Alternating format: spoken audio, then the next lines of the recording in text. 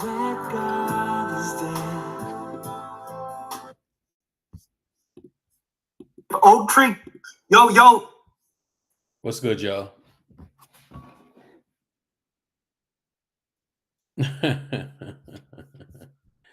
What's good, Jet? How you doing, man? All you do is slobber KD. Oh shit! Every time I see Jet's name, I just remember Bruce. Oh shit! These clips, bro. These clips are something else, man. How y'all feeling today? You know, this is what I'm hoping, right? I'm hoping that this is where we just get the injuries out the way, and we get the injuries out the way, and we we rest guys when we need to rest them, and we can just keep our head above water, right? But my goal, my aim is to be 8 to 10 games above 500 until around January, right? I think if we can get there, we're going to be in a good spot.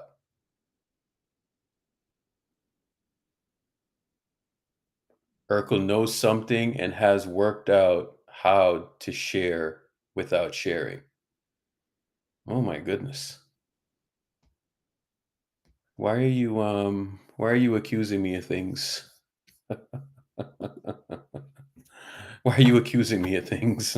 I don't know anything. Yo. I don't know anything. But I will say this. We need to figure out, or they need to figure out.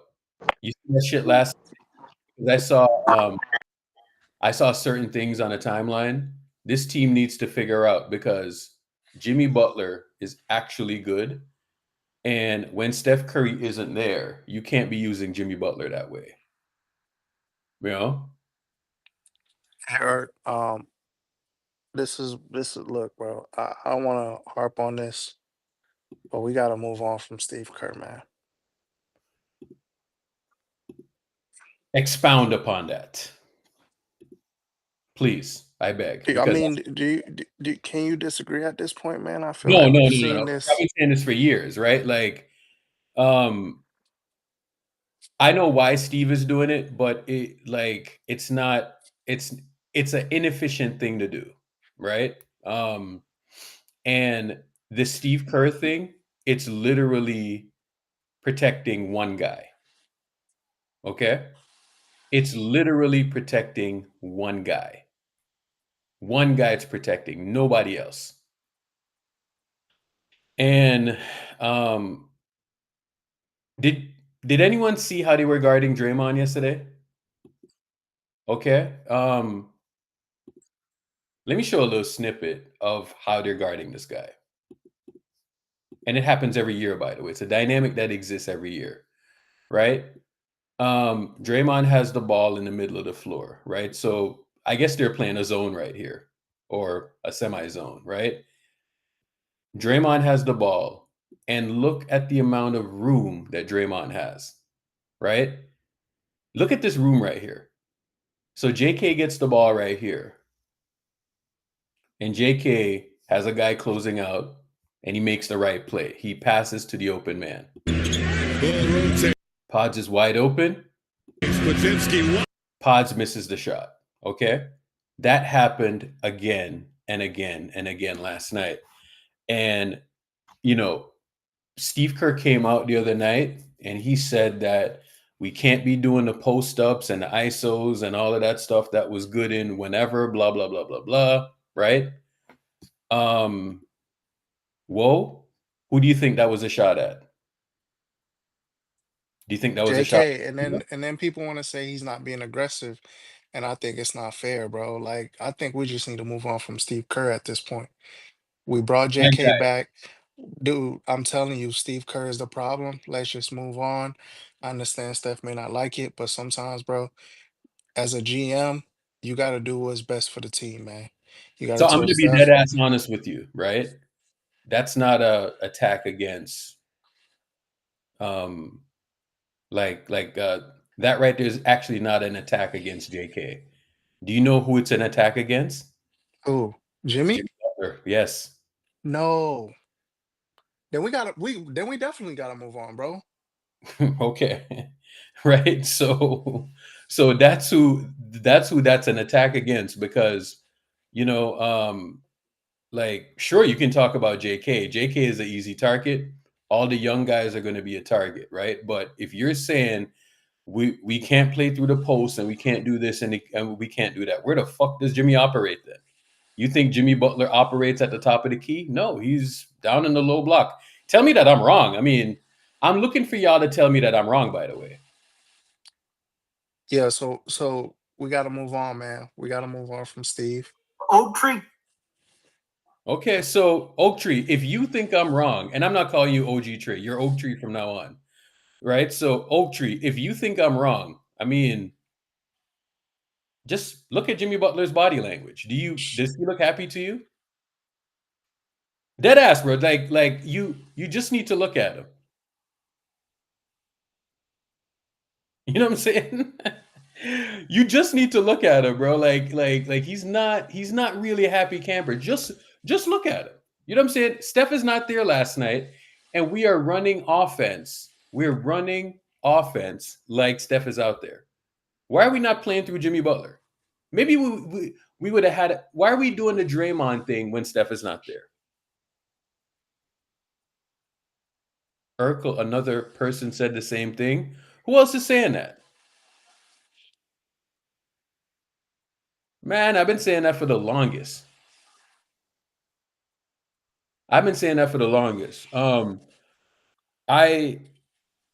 Before I came on here, I was having like a 2-hour conversation with somebody about the same thing. You know what I'm saying?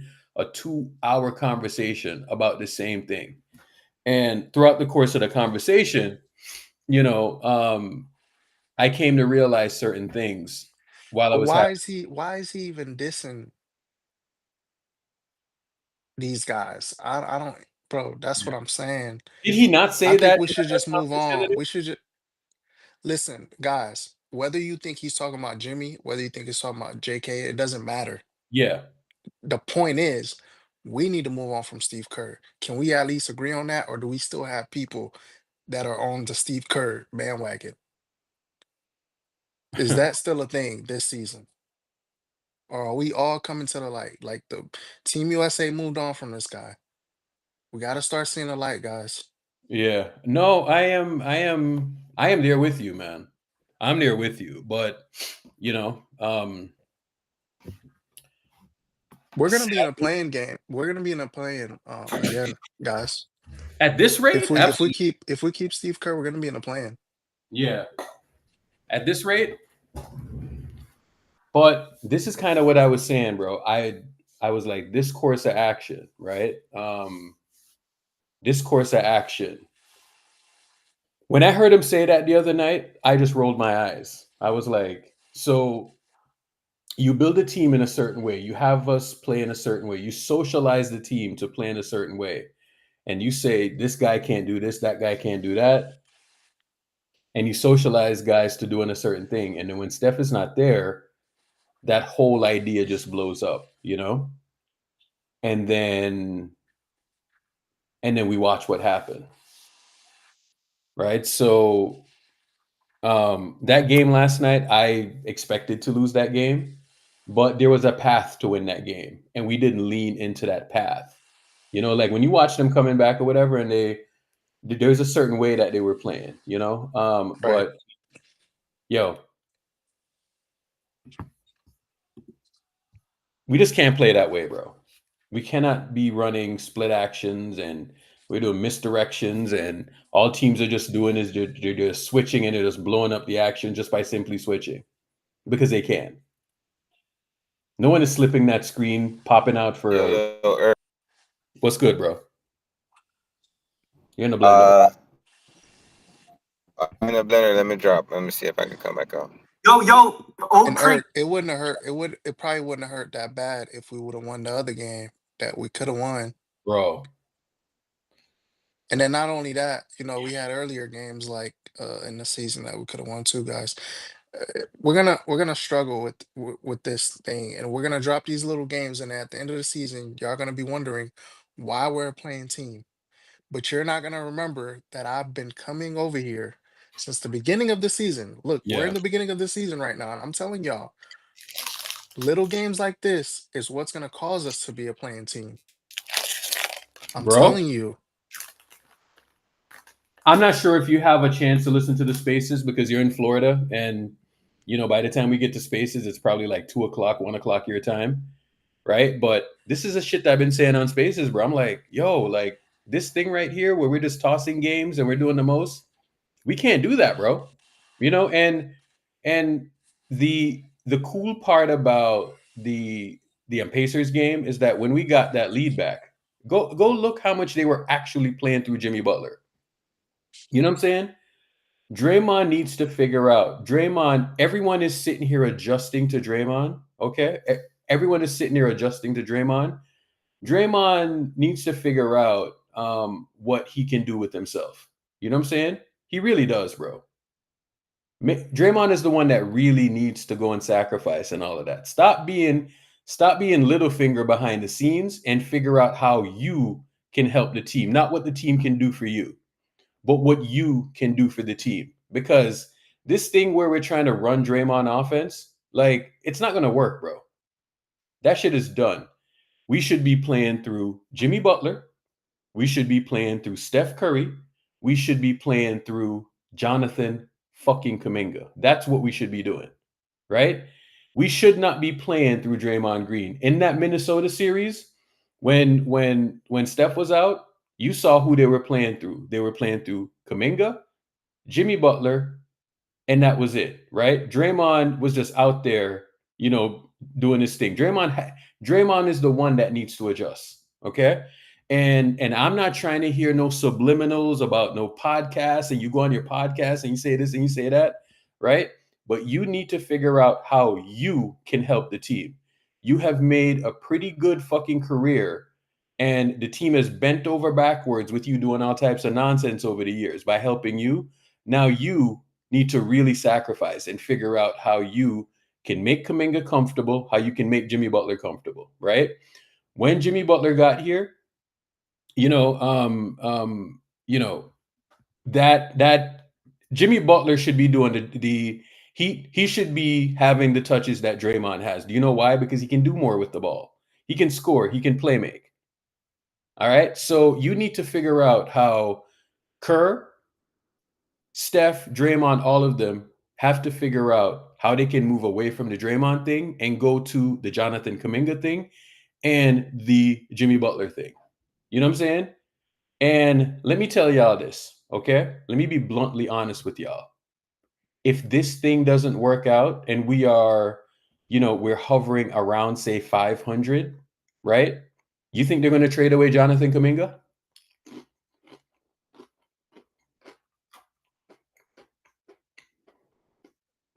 Who do you think they're going to trade Would you away? say, Ert? Would you say, Ert? If we get to the deadline, okay, and say we are where we were at last season, who do you think they're trading away?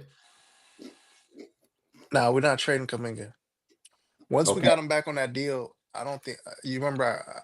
I came on here and I told you I was like, bro, once we got him on that deal, that's what this whole thing was about. It was a good cop, bad cop thing. You see what I'm saying? And now we need to move on from the bad cop. Like the bad cop thing, like it worked to our advantage for a time. We got to get Kaminga on a good contract. Now let's move on from Steve, bro. That's where I'm at. Let me say this. But look, this is another Yeah. thing. And y'all know I'm a Jimmy guy. We might have to move on from Jimmy too, man. Like, what is Jimmy doing, bro? Jimmy has to be more aggressive, bro. And Jimmy is my guy. Y'all know that. I But don't I think gotta it's call Jimmy's him fault. out, bro. Jimmy's getting paid too much money, bro, for wherever Steph's not there. He doesn't look like a guy, bro. I want people to understand. Let me say it again, okay? if we don't fix up soon, we are going to get a trade, but it won't be the trade that y'all want. Okay? It won't be January 15th, we trade away Jonathan Kuminga. Okay? You might not get what you want. You understand what I'm saying? It's going to be something else. All right, so y'all, so we're talking about trades. Yeah. I don't think we're gonna trade anybody, man. Do we need a trade? Is that what you're saying, Eric? I'm Do not we saying need a that we trade? need a trade, right? But I I don't just think know we what need a happened. trade. I just think we need a change in leadership. We have a Yeah. good team. We have a good team, man. I 100% think we have a good team. Oak Tree. So you think Dumfries. changing the coach would help the team without changing the actual roster? Yes. What philosophy do you think it can be any coach? What philosophy do you think Oak another Tree. coach is bringing that suddenly makes these guys better players than what they've shown you? What do you mean? You said a new coach will change things, so I'm asking how that works. If these play because you're basically stating that a new coach will make these But current a new players coach, a new play coach will better. have different. A new coach will have different rotations. So that's what Just a I'm asking different. you. Like, That's what I'm explain that saying. to me. What does that look So like? like a night like Will Richard have, right? You don't have to put Will Richard in when we're already getting blown out by 20.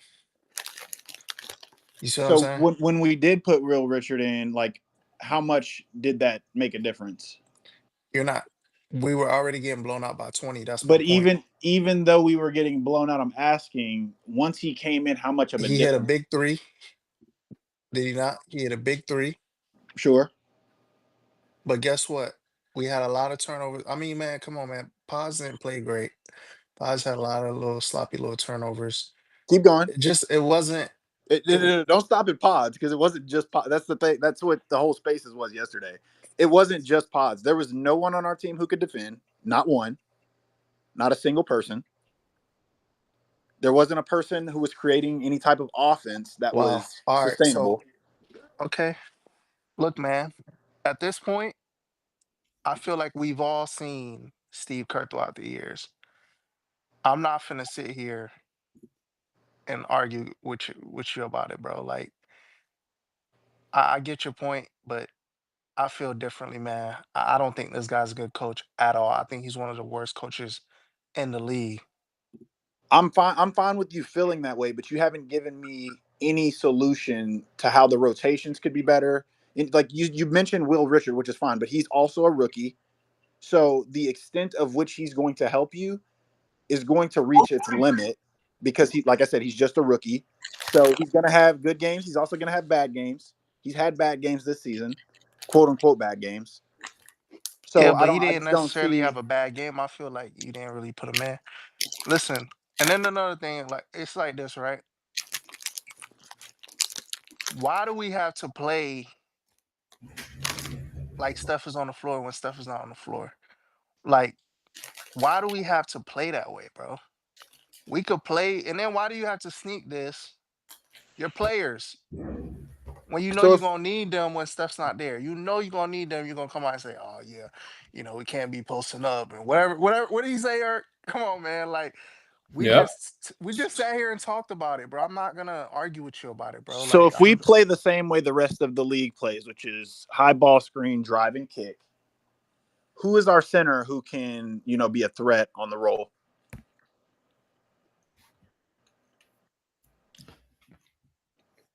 we don't really have one.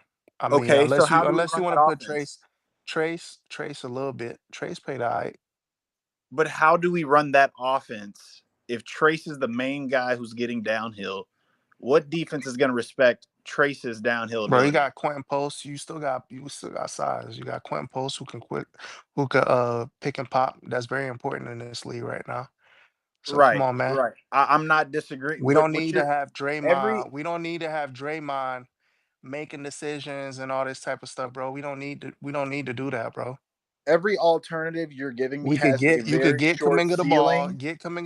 let him go downhill. You see what I'm saying? He couldn't get downhill because the team was packing the paint last night. You could give Jimmy the ball. In what? We everything that you're You saying know what we I'm watched saying? happen last night and it didn't work. Buddy Hill minutes OG Trey. don't need to happen. You Hey, need to what up? play. What up, You need y'all to play boys? Will Richard. Can I You don't need to play can Buddy I Hill. can You I need to s- play Will Richard. Will Richard got the high hey hand. The man just dropped 30. Am I hey right, Bruce? this Am I right, guy Bruce? facts. That's a fact. Yeah, what up, homie? Nah, you cooking right now. I'm not gonna hold you. OG Trey, like I be understanding where you be coming from, but sometimes it's like you answering the own like questions and problems that you posing. What you got to understand is like so me, I'm not gonna come up here and talk about the coach. I'm not gonna fault anybody for wanting the coach to I just would want Kerr to adjust in the sense of there's no Steph. How about we not try and play the Steph Curry offense or try it? And if it's not working, do something else. The downside to it is that when you're saying, okay, you couldn't do anything, the paint is packed and all that, it's solely because you got a team full of specialists, right? And how much more reps, film, game, simulations, and practices do you need to see like player X doesn't bring what we need to the table when we need a counter? So we probably need to acquire an additional player. And like, We I can't do know anything I don't want about to that like right now though, Bruce. no, hold on. No, but see, again, like I hear what you're saying, but just look at the NBA landscape on it on a whole. The season starts off, you have scales and statistics going out, you have rumors. Right now I'm seeing rumors of John Morant to Miami. Dude, like how do we know that's going to happen? Like that could be fake, right? I'm not saying let's talk about things and get the trade machine going. But there are things and there's solutions, right? Even if it's just from a fan's perspective to feel better about going into the next few games. And that's what I'm The willing to notion of like, discuss. but are But you? Because it seems like when other people kind of like suggest based off of their observation, you just shut it down and just say like, yeah, we can't do that. We got to I work with actually this. didn't shut it down. Nah, I this is asked what him works. which players we would use, and then I asked him why the defense doesn't respect these players. These are Bro, valid questions. I gave you an example. When we started the conversation, I said, bro, the rotations have to be different. I gave you an Right. example. I said, bro, instead of Buddy Hield, you got to put Will Richard in. You Yes, got and to put that's Will Richard in. fine. But again, For he example, is I a would have started. rookie. I came in since the beginning of the season. I came in and I told Irk, me and Irk got into a little argument because I told him, bro, I wanted to start Quentin Post. I still And want to start Quentin Post Yeah. we every can night. do all of that, but what I'm saying is if we're going to, because the whole issue is we're running a bad offense, which lends to bad rotations. So if we're going to change that offense, we can put these people in the game. That's fine. But if that offense is going to be drive and kick, pick and roll, we do not have the personnel Bro, to so run your that. whole thing is, all right, so we're just gonna keep doing this. The- All the- right, cool. here's what I don't understand. This is what I don't understand. All right. Again, the Warriors have been in dogfights.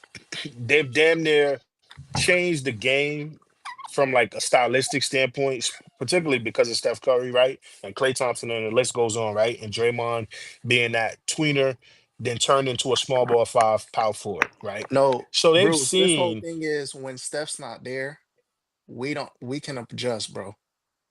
no, That's my point. but hold on, but I'm not gonna hold you. It's bigger than when just Steph is not there. It happens sometime when Steph is there. When the Warriors won the playoffs, just this past playoffs, there was a graphic. I'm look for the graphic right now. It was a graphic that showed when they were playing the Rockets that like the past 5 minutes, Steph Curry had either scored or assisted every single point. And when he sat down, the Warriors were scoreless for about 5 minutes. So that takes place even when he's there. But what happens is because of his gravity or because of a barrage he allows to happen either by him or some teammate, right? there's Right. still a catch up and things of that nature. And you go into the locker room, third quarter, Warriors come out and there's another barrage, and it's kind of the math and the game even in itself out. But these small like deficiencies are there. Like if we're just thinking that there's a breach only when Steph is there, we're not really watching the game. You know what I mean? And so Right. when teams are sagging off, when teams are playing Draymond like he's Ben Simmons, and then sagging off of pods, and then people are getting an erection because Pod's percentages says 37%, but now you as the starting point guard, we need you to create offense, and you can't even do that. I'm looking at Walter Clayton, another Gator in Utah, having a great start to his professional career, right? That is the true floor general. That is a guy who can create for his teammates, and that's a rookie. He's He's not no not high playing volume next to Steph scorer. Curry. You I understand that again, this again, roster, again, this again, roster is again. built around Stephen OG, Curry. So when he's not on the OG, court, guess what? They're OG, not going to perform OG, properly. OG. Again, that is not true because even when Steph is on the court, they don't perform properly sometimes. And again, I'm not Sometimes. trying to indict any one person. I am simply saying, let's use our eyes. Don't tell me what the statistics say. Let's use our eyes. Quentin Bulls came off the bench yesterday and essentially was the best player in the game. That should never happen. Jimmy Butler's my guy for a fact. Jimmy Butler's also making 60 mil. And then I get it. Some people want Jimmy Butler to be aggressive, but if you notice, Jimmy Butler don't even want to do anything wrong to be looked at as the bad guy, right? It's not It's up to about Steve that. Kerr to no, listen to what Look I'm at our saying, schedule. OG, bro. Stop trying to cut me off, We're bro. speaking Just with hear me so what I'm much saying. emotion and not looking Hear at me. what's Here, going no, no, no, on. no, no, no. Look at Hold our on. Here's to what schedule. I'm saying. Look at Here's our to what I'm schedule. saying. Forget the schedule. Forget the schedule. Okay, Here's to we what I'm can't. saying. I'm in the city, Miami. Jimmy Butler was here in Miami. Miami has a system. They play a specific set way. But then they have also had superstars, Dwayne Wade, LeBron James, Chris Bosh as a star player as well, right? They have had to sometimes alter what the X and O's says. And we've seen this if you have watched that organization at its peaks and its valleys. Okay. Now I'm just stop, baby. Relax, relax. And I'm just mentioning as far as in Jimmy Butler on the more recent biggest stage, there were times where no Tyler Hero, no player X. Now you got to play with Gabe Vincent, Max Struess, and all these other guys. And now Coach Spo is saying, you know what, go ahead and create something because obviously the philosophy isn't working. And so Steve Kerr got to allow himself to do that same thing. And it even happened. Kevin Durant, way better than all these other teammates. And even when he was here, that was a problem. You see what I mean? And I get it. So I what? don't want to necessarily So play if Kevin we Durant. had Go KD ahead. and it was a problem, what exactly are you looking to solve? What I'm saying is that when you had KD and it was a problem, I'm not saying I would rather stick to a KD system far as like Russell Westbrook, KD, my turn, your turn. But some series and some games, there you got to throw a monkey wrench in there, and sometimes you got to bring something different to the table, or sometimes you got to just go back to grade school and it's just go bucket for bucket or whatever that is as far as whatever's working. So And I'm not saying if they didn't change for KD, why would they change now? But I am saying the league has caught up. 10 years ago, 15 years ago, the league was not prepared for what Golden State did. Like they took the entire world by surprise, which is why Steph is an anomaly, which is why he's unanimous. But at the same time, if you allow the league to catch up and then you still make no adjustments because you're sold on your philosophy, then we can't complain or, think it's strange that you're in these dog fights when star Can I players are not in the game and you're still losing.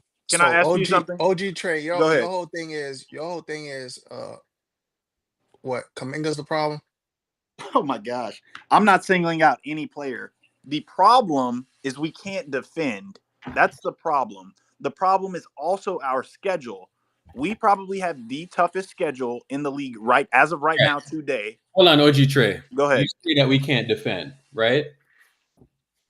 I heard Right, a little yeah. something this morning, right? So, why can't we defend? I'm I'm saying, I'm going to partially blame the early season schedule because we've seen us go against quote unquote contenders this So that year. has nothing to do with the And coach, bro. Bro, like I know something right now, and I'm trying to figure out like how I can say it. How does do you defense think? have nothing Okay, to do with the okay. Let coach, me though, just OG ask this Trey? quick question. Let me just Let ask me this ask quick you question. that. Do you think Steve is managing our vets minutes? Like as far as like holding them out rest wise, the minutes they're playing in the games. Do you think he's Okay. managing those? He is. Okay. Right. Yeah. So let me figure out how I can say this without saying it. Steve is trying to manage the minutes, whether by not playing the guys and by playing the guys. Okay. So let me say it again, right? Steve is trying to manage the guys by resting them, and he's also trying to manage the guys by playing them. Okay? So there's certain concessions that's being made. Okay? There's certain concessions that's being made within playing those guys that is leading to, and I can show it on the film. Like I can actually back it up, right? I can show certain things within the film to show where to kind of back up what I'm saying right now. So let me say it again. Let me start over. Steve is preserving the guys by not playing them, i.e., Al Horford and so on and so forth, and by playing them. So we wonder why so many holes are in our defense right now. Guys are getting preserved by playing. If you watch the film, you can see it. You know what I'm saying? So there's certain things happening defensive wise, and I think they can fix all of these things, right? I But agree. I'm gonna be honest with you, bro. It can't be where, all right, we have these young guys just playing defense, and then we are preserving other guys who are older. No, bro. Everybody got to get down in the dirt and start digging as well. Everybody. Another factor. See, this is the reason this is so complex and why we can't just point a finger. There are so many factors going into this. Kerr is also like he's done this his entire career. He's experimenting. He always says he'll have it figured out by the first 20 or 30 or so games, or 20 or 30 so games. He does this. So if you account for him experimenting, managing old players, our crazy ass schedule and how many back-to-backs we're playing, all of those go into everything that we're seeing on the court right now. Mm-hmm. So it's like it's hard for me to get too low or too high when I understand. Like when you look at this schedule, whenever I look at it on the calendar, like the 30-day view, that shit looks so ridiculous. As far as like it looks like I'm playing 2K. That shit looks like I'm playing 2K. You are right. There's a lot of 3 games in 4 nights type of situations happening right now, and you are completely correct within saying that, right? However, the thing that I'm mentioning, it's never going to work. And I also will say this, right?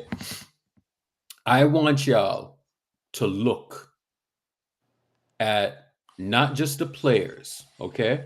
But look at the coaching staff as well. All right. Look to see who is happy from who's not happy. Players and coaches is alike, right? Look all across that whole thing and just observe what the fuck is actually going on. All right. Because I think there is some other things that's going on internally as well. Okay. Within the team and just like that whole dynamic that exists right now. Okay. What's going on, y'all? Lee, what's good? Hey, is it in reference to what you spoke about a few days ago in regards to body language with a particular individual? Yes. Yep. Have you noticed the same thing? I noticed that, I think, after they went, what was it, 4-2? I started to see it early. Eldad, message me that of who you're talking about without saying too much. You feel me? Yep. Right. I may have missed it. Robin. So there is another. Robin is beat up and he's not playing with his Batman. So it's hard to detract any information from a guy who was brought in to play with another guy and that other guy is not playing. All right. So what's the thing that every fan base has been saying, or everyone within the fan base has been saying so far?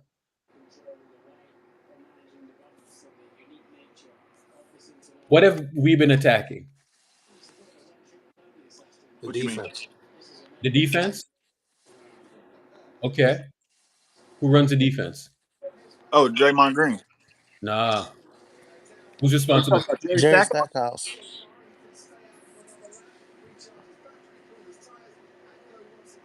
Pay attention. Just pay attention. Just pay attention. That's all I gotta say. Just pay attention. I just don't think until we get out of this little stretch that we're in, this tough stretch, Yeah. I don't think anyone's expect, or unless Steph plays. Like if everyone's healthy, all the vets are healthy and they're playing, then okay, I expect to win those games. So we're not. But So your whole thing is this isn't a big deal, and we no, have not at nothing to all. worry about. No, unless someone like gets like actually hurt, then no, I think we're fine. OG Trey. Hey man, I would I usually think agree with you on that point. I think we got a little bit to worry about, dog. And I and think we I got would something to usually worry about. agree too. Yeah. I would usually agree too, but nah. You know, the thing is, I go both. Pause.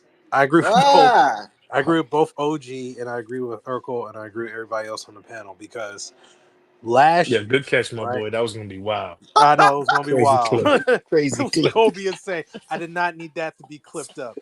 I did not know what I was talking about. um, He's a freak. who would have thought that they used on me? OG Trey, what he's saying in regards to not being worried, I think that lends itself to last year in the playoffs because if Steph didn't get injured, to OG's point, they would have been fine. It would have easily been in the West Coast, well, the Western Conference Finals and possibly the finals. But at the same time, where I have my concerns is just the constant 3 guard lineups. I don't want to even talk about particular players, I'm kind of over that. We're going to have to work with what we got, but we don't have to be small most of the time. And I noticed that Steve is still tries these experiments even after game 30. He was doing that Thank you. like late into the season after All-Star break. I think at this particular Honestly, time, let's be honest. Even this yeah, whole not playing Kaminga in the playoff, that's an experiment. He always yeah, has these bright ideas. it's Like, hard to say it's an experiment when we won. Like when Curry was healthy, we it won. cost us, bro. It It cost us cost in the us. long. Yeah. It did. To say too, because Trust you me. was cooking. But There was more than that one that thing I cost would us, say is but I this. One agree thing I would with say is this, right? This is what I would say. You see, like how Jimmy Butler came into the Warriors, didn't know play calls or actions. He learned everything on the fly, and it was a seamless fit. Bro, some things don't even need to be experimented. Trust your eyes, right? And move politics and feelings aside. Look at Giddy. Everybody said Giddy, outside of like legal or legalities outside of the NBA, let's focus basketball. Everybody said he was a bust in OKC. Hey, bro, he's a MVP candidate right now. I don't care what references are telling you or what people biased voters want to say. Josh Giddey is a top 5 MVP candidate right now based off of what he is doing, right? He's a seamless fit. There's no more He still experimenting. exhibited those things in No, OKC. no, I didn't say. Come on, OG Trey. Again, let's not derail for no reason. I didn't say that. I'm not I didn't say derailing. he didn't. I didn't say he didn't show certain qualities. I didn't say that. But the reality is, the best player on that team is SGA. We can't let Giddy or Giddy can't morph into even the sprints that we know he has because SGA is our best player. So now he goes Agreed. somewhere else. One of their best players is out right now, and so now this guy looks like an MVP. There's no more experimenting. It's either you're going to play with or we're going to move you. And that's just how it's supposed to be. Experimenting night after night, season after season. You're the defending champ and you're experimenting. Like, come on, bro. Like, it's 3 years later, bro. Like, how much more experiments do you really got to do? You Bill Nye or what? Yeah.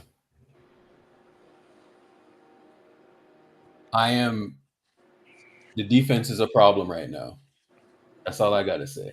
yep. The defense You is a you problem you, right you say the defense is a problem, and this is also what I believe. Just like offense, we talk about this tiki taka, and the ball has energy, and find the open man. Defense is similar, right? Where this dude is helping me out. Draymond's relieving me.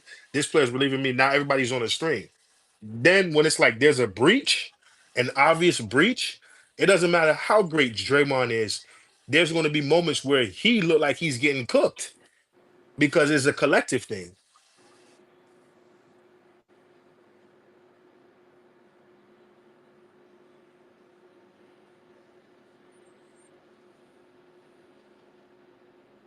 now. I just saw something that cracked me up. Oh shit. Unreal, man. Unreal. Let me say this again, right?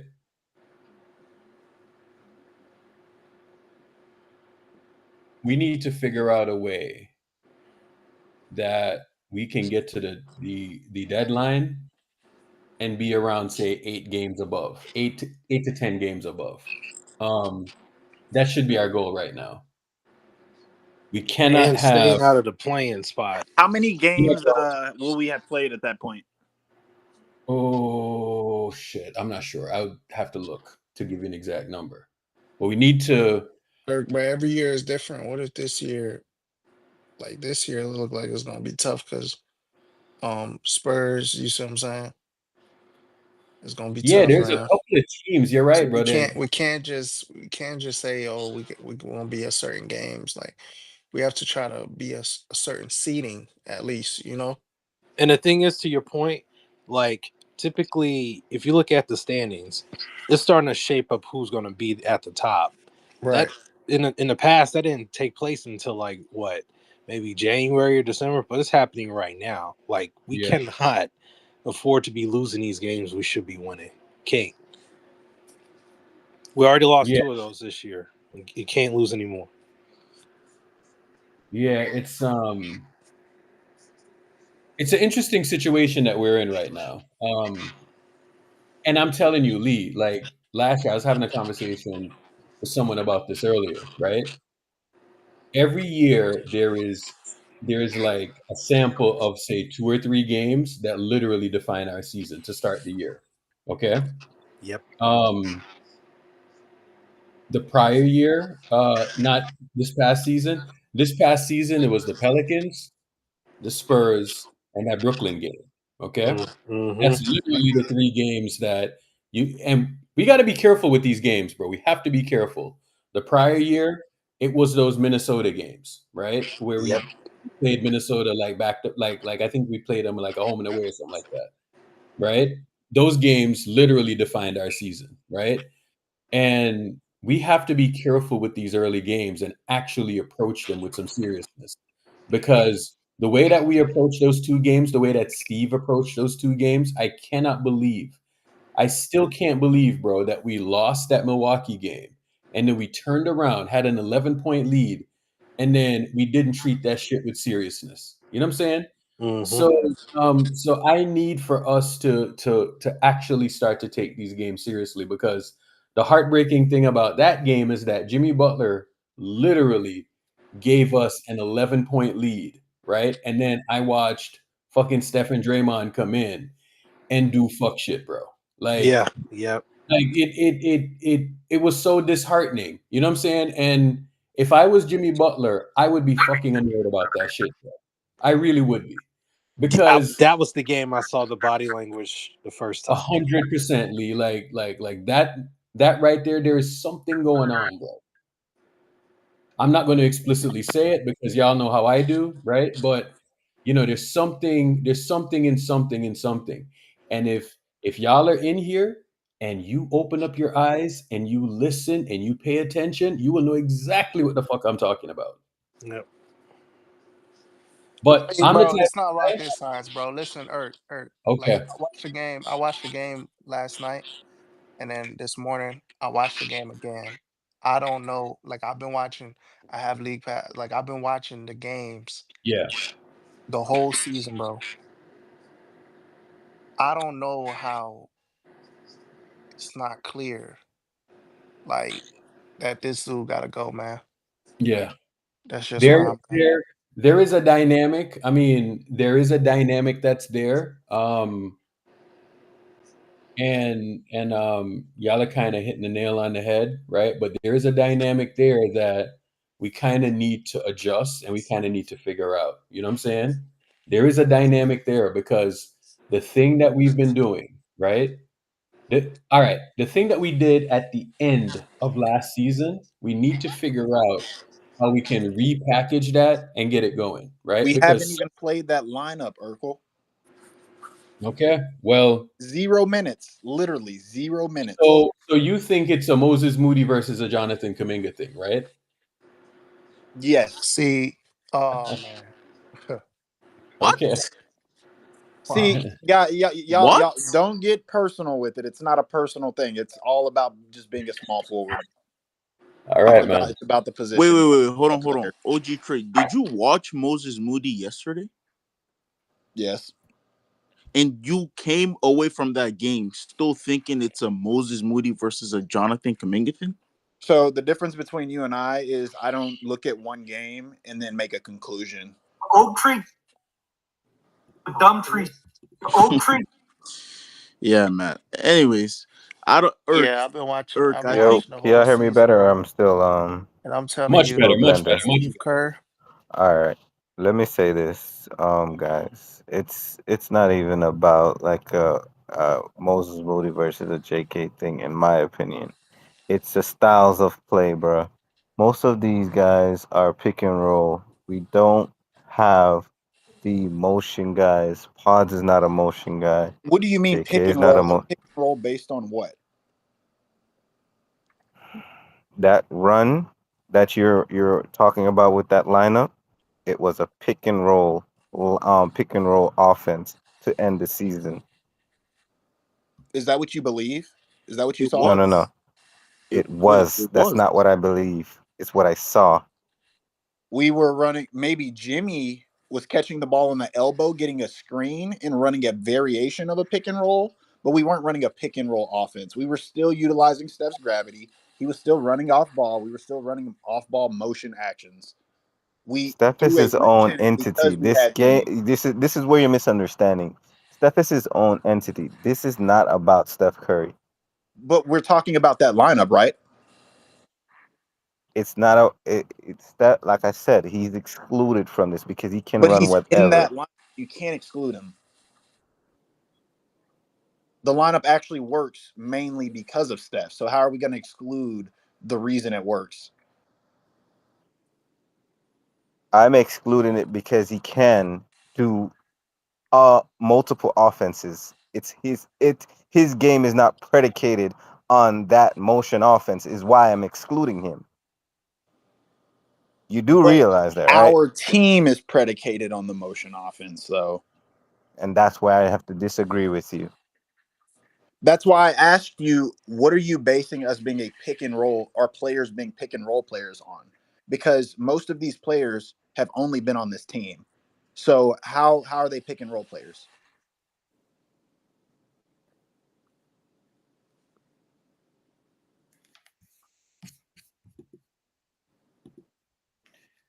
So Don't help.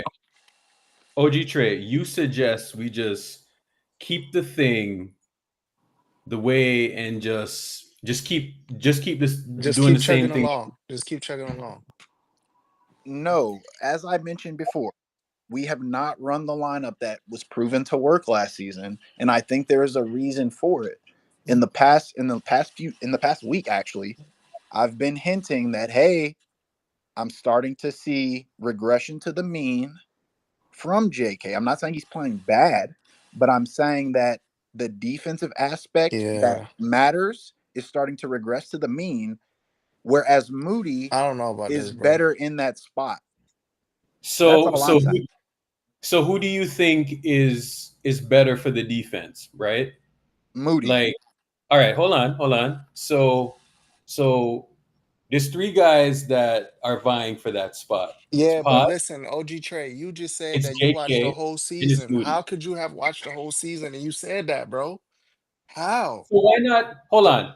Why not just No, put? Irk, how could he say that? Wait, Hold on, wait, hold on. say One what? game? What are you talking Why about? not You're just only hold up, saying hold this up, because hold of up? one game. Why Why does we You Moses up Moody said have together? to he be a wasn't small saying. forward? I don't think Moses Moody is a small forward. Well, why can't Moses Moody be at the two? That's what I was about to say. Why we can't play them together? So, okay, before I start going, I want to have a back and forth conversation. I don't want people to just start speaking over me, interrupting me when I speak. All right, brother. Okay? You got the runway, man. Go ahead. All right. So, the reason that Moses Moody cannot play the two is because Steph likes to play off the ball and we need another ball handler to bring the ball up versus pressure. And we don't. We do have ball handlers in Draymond Green and Jimmy, but we do not want them bringing the ball up versus pressure all game. That's the main reason that Moses Moody can't play the two. So hold on. How did Clay ever manage in that dynamic without with Steph in the backcourt? So for one, they were younger.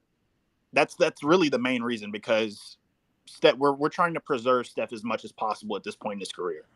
So back then they were younger, and Clay had an elite shooting ability. Therefore, his dribbling wasn't necessarily needed because he always had a man who had to guard him. There was always someone guarding Clay. So that takes away the need for the ability to dribble because you're already pulling a man from the defense. Uh-huh. So him, and then his ability to move off ball as well, made that 10 times more deadly. So Curry and Clay Let me moving summarize off what you're ball saying. allowed saying Draymond to be trigger man. You're saying that we should keep Pods in the starting lineup because he has an ability to bring the ball across half court. Is that what you're saying? Not only does he you're taking more. He can dribble against pressure. All right, I'm For muting. one. If you think Moses Moody can consistently bring the ball up against pressure, let me know. Because we've never seen it. Wait, OG Trey, I have a question, right? Yeah, Okay. what's up? So your entire argument, right, for why Pod should play instead of Moody is that Pods can dribble the ball up against pressure? Is that it? See, the thing is, the way you guys And then are he justified repositioning it by this saying Klay argument is Thompson's that a No, it's better no, no, shooter. no. Hold up. I need all of y'all to shut up. What you just said? You just say that. You just say that. I need everyone to shut up, and I need him to get his point across with no interruptions. I don't need anyone to interrupt him. I don't need there to be any loss of anything in translation. I need him to get his point across because I'm really trying to get to the heart of it on why Pods, should be at the starting two guard spot instead of Moody, right? So you're saying that, all right, so tell me everything in terms of why Pods should be in there, because again, sometimes I listen to y'all and I just let y'all rock, right? But now I'm really, really, really trying to understand why is it that Pods should be in that starting spot, right? And if it's because of the ball handling, Draymond Green handles the ball and Jimmy Butler handles the ball as well, right? So, so if they're not handling the ball, well, what else should they be doing on the court on offense? Okay, so and that's what I was saying before you corrected everything. But the thing is, it's not a Pods versus Moody at the two. Like I said, I think Moody is a better three than JK is, mainly in the position is the three that we're talking about. We're not talking about the two. And I can talk about the two in a second. But the reason I'm talking about the three specifically is our best three in recent years has been Wiggins. I think Moody replicates Wiggins a lot better than Jonathan Kuminga does, mainly due to the spacing, not needing to have the ball.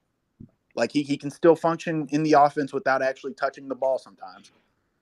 And his ability to connect the lineups with Steph, like his ability to play within the lineup that is with Steph, Pods, Jimmy, and Draymond next to him. His ability to play within that and defend on ball POA, like I said, mimicking Wiggins, is better than that of JK. You know why Wiggins was so important? Because Wiggins could guard guards, and he could also Wiggins. The people that he would guard small forwards, and he could guard guards. Okay, right. That was like him guarding guards was actually like a cheat code in a way, right? Because to guard Kawhi Leonard, and then you're going to scale down, and then you're going to guard, say, Shai Gilgeous-Alexander, right? Like not many guys can do that, right? Jonathan Kuminga probably can guard the small forward spot, and then he probably can guard fours, okay? Wiggins would struggle to guard fours, but he would guard the three and he would guard the two, right? So we have that established. Moses Moody, right? What you're saying is that Moses Moody is more small forward. I think Moses Moody is more adept to guard the guards rather than guard the threes and the fours. You know what I'm saying? So when you're saying that he should be guarding threes, I think like, that's where he starts to get slightly out of position. So if you think about the matchups, right? You're saying, all right, say they what's a three that we had? I think it's probably better off. Real quick. Don't think of this as guarding threes. Think of this as guarding the primary offensive player that's either a guard or a wing on the other. I don't want to say guard or wing, a 1 through 3 on the other team. It's not him matching up with small forwards or power forwards. It's him being able to take on the primary assignment. Who's typically the lead ball handler in this case here, right? So say we're playing the Lakers, right? Who would Moses Moody be guarding? Luka. He would be guarding Luka. Mm-hmm. Okay, so you're saying Moses Moody is more adept at guarding Luka than JK? Yeah. Yes. And we've So seen you it. would rather you would rather have Moses Moody on Luka Doncic than Jonathan Kuminga? Yes. All right. The thing about Luka is that Luka, the way that he gets buckets, right? He uses his body and his weight to bounce people, right? So you're telling me that you would rather put a smaller player on Luka Doncic than a bigger player? I believe Moses Moody is more fundamentally sound on the ball. I believe his communication within like staying connected within the team scheme is better. And I think the scheme is going to matter more than Moses Moody, quote unquote, stopping Luka. I think his 7-foot wingspan is going to be plenty to contest. I think Luka's not a fast player. He's more slow-footed, more nuanced. I think that bodes well for Moody. It's just a matter of Moody funneling properly, not giving up certain spots on the floor easily. And then the rest of it is going to be scheme, Draymond, Jimmy Butler.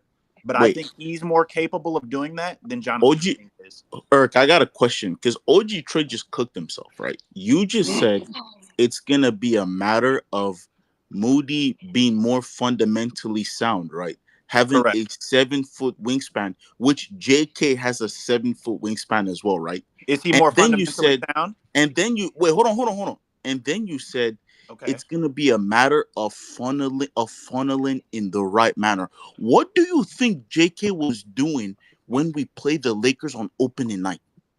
Are you going to answer I asked you if JK is more fundamentally sound than Moses Moody. I think that doesn't matter when it comes to defending. Well, that was my point. So, let me finish. Let me finish. You're not actually refuting. Let me finish. I'll give you that Moses Moody might be slightly more fundamentally sound than JK. Let's agree on that, right? Okay. Now I have a question for you. Okay. What do you think JK was doing to Luka when we played them on opening night? Was he funneling Luka into the paint against Draymond? Yes or no? So earlier I said JK was playing great on defense, and I said he started to decline to his mean. So we can agree that JK is a better defender for Luka than Moody. Yes no, or no? I don't agree. I'm saying he looked good. I agree with you that he looked good in that game, but as the season has gone on, he has tailed back off to where he has looked. What gives you that idea? What gives you that idea? The fact that we're getting smoked on defense, we have no perimeter. Defense. So you think None. Give me one thing that JK is doing worse, right? Than when he started this season. Don't tell me the whole team is getting. Hold on. Don't tell me the whole team is getting smoked. Don't tell me the whole team is getting smoked. Hold up. Let me ask OG this. So when Kuminga was getting DNP'd last year, and when he was getting DNP'd in the playoffs, what was the reason why he was getting fried? Why? Who was getting fried? Why? What you mean? Why? Who was getting fried? The team. Why did Anthony Edwards go crazy? Man. Why do we do this? Why did Anthony Edwards? Anthony Edwards got hurt in game 2. We deflected. Jimmy got hurt in game 2. Let's not derail the conversation. I just want to ask you something. All right. OJ, are you just like alluding to the fact that JK is the root of our defensive struggles? I knew, Is and that I what this said is No, that about? earlier, again, I don't guys. know I how said many that times I earlier. have to tell you guys. It's not about one player. It's not. So how will Moody change that then? My point is that we've seen it work. We've seen it work. And my thought process is that Moody is a better on ball and team defender. Therefore, it will patch up more holes, even if it's not the best defense. Having less holes in the defense is always Let me going to ask you. bode Let me better. let So me why ask you a can't we question. just why Hold can't on. we Let me just ask you a start to where the question. root of the holes come from? Ugh. Let me Eric, where's let me this ask you a on Wait, question. bars? hold on, Hold guys. on. We've Hold on. had Hold on. this Wait. conversation Hold on. about Wait. 3 months ago. Hold We on. had Look, this. Wait, Earth. twofold. Hold up. Auto. What the Twofold. fuck? Twofold. In the Rocket series, OG Trey. In the Rocket series, was Moses Moody benched or not? Yeah, I think he did. No. Wait, No, don't no, he think always he started. was benched. Don't think he Oh, was Bruce, right, right, benched. right. His minutes were I'm tapered. starting to see a If pattern here. Hold on. Go ahead, I'm brother. starting to Go see ahead, a brother. pattern here, right? So Mm-hmm. at that small forward spot, okay, we were Mm-hmm. turning Andrew Wiggins and Jonathan Kuminga against each other, okay? Oh, Right? Now we're And doing the same thing. for the small No, we're sport, not. oh, It's not a. It's not a Andrew battle of Wiggins, anything. what I I saw, don't right? think Jonathan Kuminga's a small forward. He's always been a four, and we just He's a started small playing him at the forward. three. But Here is a pattern that I'm seeing, and it's not just from you. I see it from multiple people, right? That small forward spot. Jonathan Kuminga is a small forward, right? since So we when? tried to How many? turn, How many years has he played small forward on our team? Bro, bro. No, There's a just difference answer that. No, between. is because that's Moody a all that 4? matters is how he plays Hold on, Is here. Moody a 4? hear me out. All Hear me, that hear me. matters is how he plays here. What Is position has Moody he a played on the 4? Warriors? Is Moody a 4? That no, we're talking about Jonathan Kuminga. Okay, What no. position Is has you're Jonathan saying played on the because Hold he's Warriors? oh on. my goodness. Let me get this off for a second. So Go I'm ahead. seeing the pattern of that 4 spot. So Wiggins was turned against JK, and it was like, you know, let's butt heads about this 3-4 spot, right? So Wiggins left, right? And then we got Jimmy Butler in. So we got Jimmy Butler, and we paid Jimmy Butler $55 million, right? So, when you pay a player that much money, guess what? Now you are really in bed with them. You know what I'm saying? Now you're really, really in all right. bed with them. And Right? So, the beautiful thing about you saying that is because you could have divided 60 mil for three different individuals who brought something else to the team that you did. hold And on, again, I'm okay with Jimmy being on the team. That's hold not on, the hold on, direction hold I'm on, hold going. on. I'm just looking at the Right? deficiencies. So we talk.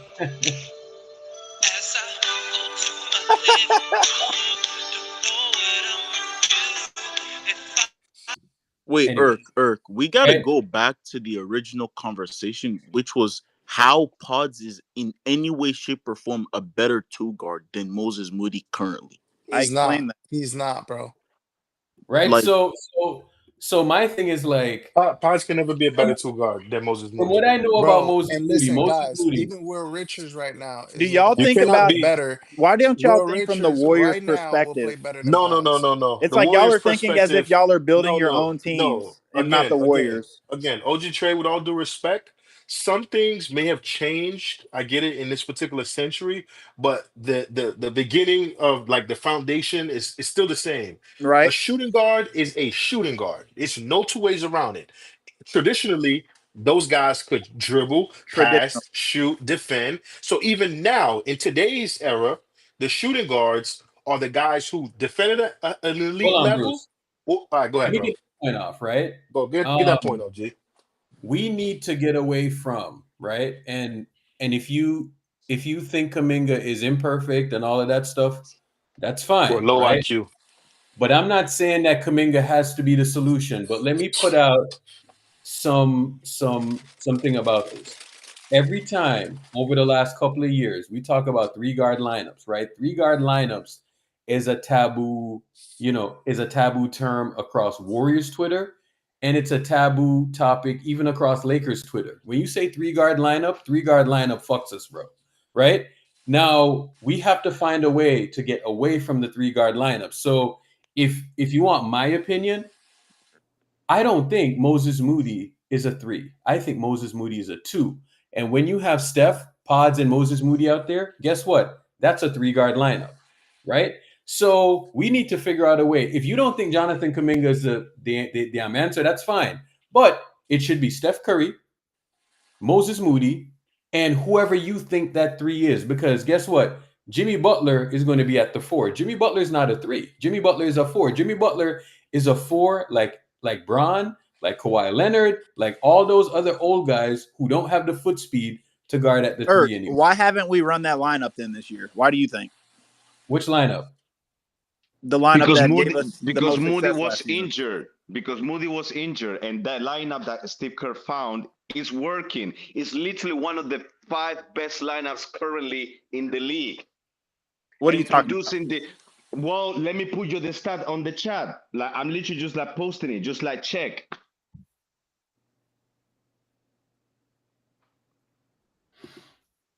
So when I look at it, bro, I think we need to get away from the 3-guard lineup stuff, right? So when I look at the thing where we're gonna say like, all right, like this guy, you know what I'm saying? Now, all right. So here's the lineup thing, and I think this was what's the date on this? It says November 5th. All right, so 2 days ago. 100%. So this is a lineup that they have. So Steph, Pods, Jimmy, JK, Draymond, plus 15.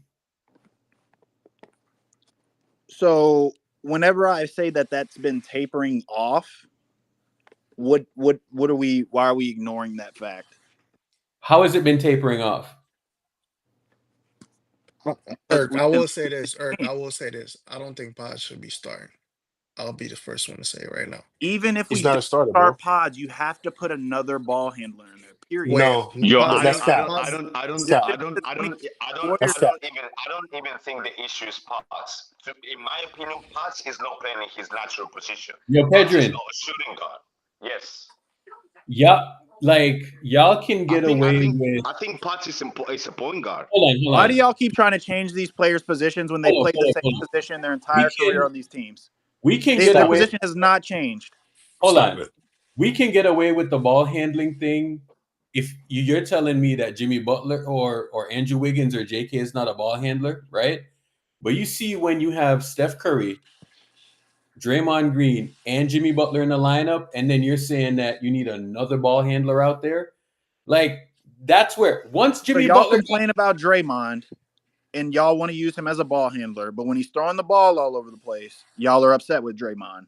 We're going to use him as another ball What is Jimmy handler. Butler's role on the team then? If you're saying that we need Pods out there as a ball handler, so again, using the data and the information that we've seen with this team be successful, Jimmy has operated on the wing/elbow with Steph Curry running motion offense off the ball. Therefore, Jimmy is being the trigger man, except for unlike Draymond, Jimmy can actually score the ball. So when Curry's causing chaos, Jimmy is reading and reacting. And as soon as there is a mismatch, lopsided part of the court, Jimmy attacks it. When they collapse, he makes the right pass, makes the right play. That's why Jimmy's good. But if we have players on the court who need the ball in their hands, that takes away from Jimmy because there's not as much going on off the ball. And when you take a Pods off, who is actively looking to screen for players off the ball, move off the ball, do all of this stuff, you have to replace that with someone else who's going to be doing that. And my issue, that's another issue I have with Moody, is he doesn't do a lot of the off-ball stuff.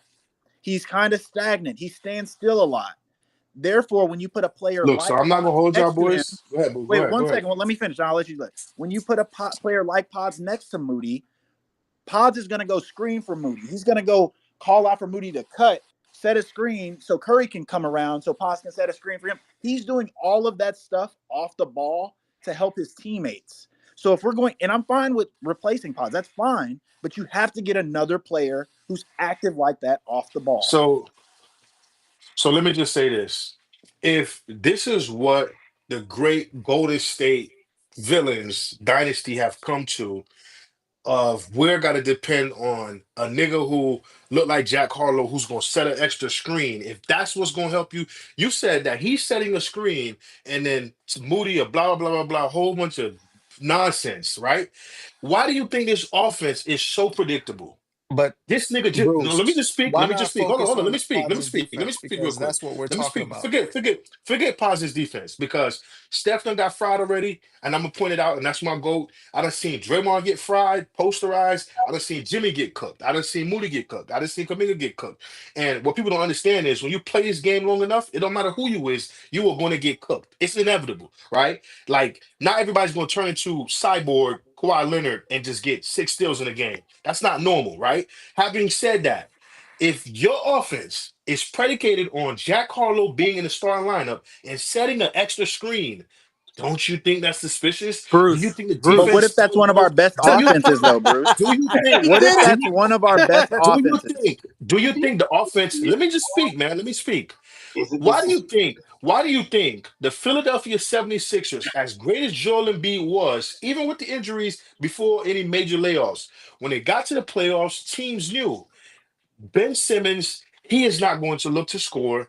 Once we wall up, these are our best chances. And even when you acquire a Jimmy Butler and you play the Toronto Raptors to the game 7 or whatever it is, it doesn't even matter, bro, because Yo, Bruce. again, we Bruce. still like our Bruce, we won chances in the because first of round versus the Hold two on, OG seed with that Trey. same Irk, offense. come on, Bruce. man. You know what these Yeah. arguments sound like? Sounds like Chetty Osman. This Bro. sounds like Ben Simmons. Yo, Sounds like Lee. those arguments in 2022, Lee. bro. Lee. I'm gonna be dead ass, right? Like sometimes, so this is Saturday, right? So I'm actually not locked in with the other thing, right? So sometimes I'm here in the morning and I'm just like, I'm kind of focusing on two things, and I never really heard OG Trey's argument. You know what I'm saying? So this morning, I'm actually focused on like one thing. So I'm actually listening to the reasoning behind, Pods, Steph, Moody, Draymond, and Jimmy, and I'm just listening to it right now. And it's like, so the only reason why we're gonna have Pods on the court is for ball handling, Right. while we No, got that's what you're extrapolating from it, Urkel. all You're right, hold on, extrapolating hold that on. that's I'm, the only I'm reason. going to shut the That's fuck not up. true. I'm going to shut the fuck up, and I want you to go bullet point by bullet point by bullet point on what your argument is that as to why Pod should be in the starting lineup. And by the way, Kim and OG Trey, could you explain to us too defensively how that is a benefit? Oak Tree. Okay. I heard the So, offensive argument, but I right. want to hear the benefits defensively. So the largest sample, like I said, we have not run. We want his whole specific. Pussy boy. All right, go ahead. All right. So, like I said, we have not run that lineup at all this season. So I can only use the lineup data that we have, which is based off of last season. And that lineup to end the season had the best defensive rating. Tell me why that is. Who they were playing against. So it's only because of who they were playing against. I think that had a lot to do with it in retrospect, yeah. Okay. So if it's only because of who they're playing against, then I have no argument because we've played against those same bad teams this year and lost. Yeah. So if that's the case, then it is what it is. But like I said, the lineup that we're speaking about has not played a single minute this season. So we can't really say whether it works or doesn't work. Based off of the data that we do have on last season, it did work. And it's part of the reason why we ended up where we ended up prior to injury. I mean, that's a good argument. Like that was the lineup that speared that run towards the end.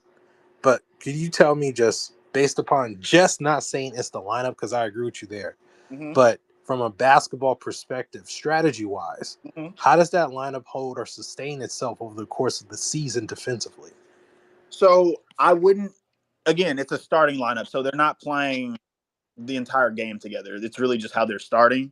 Yeah. And I think it's fine to hold up defensively because that is a unit that communicates on defense. And our defense is more predicated on communication, rotation, and being on a string.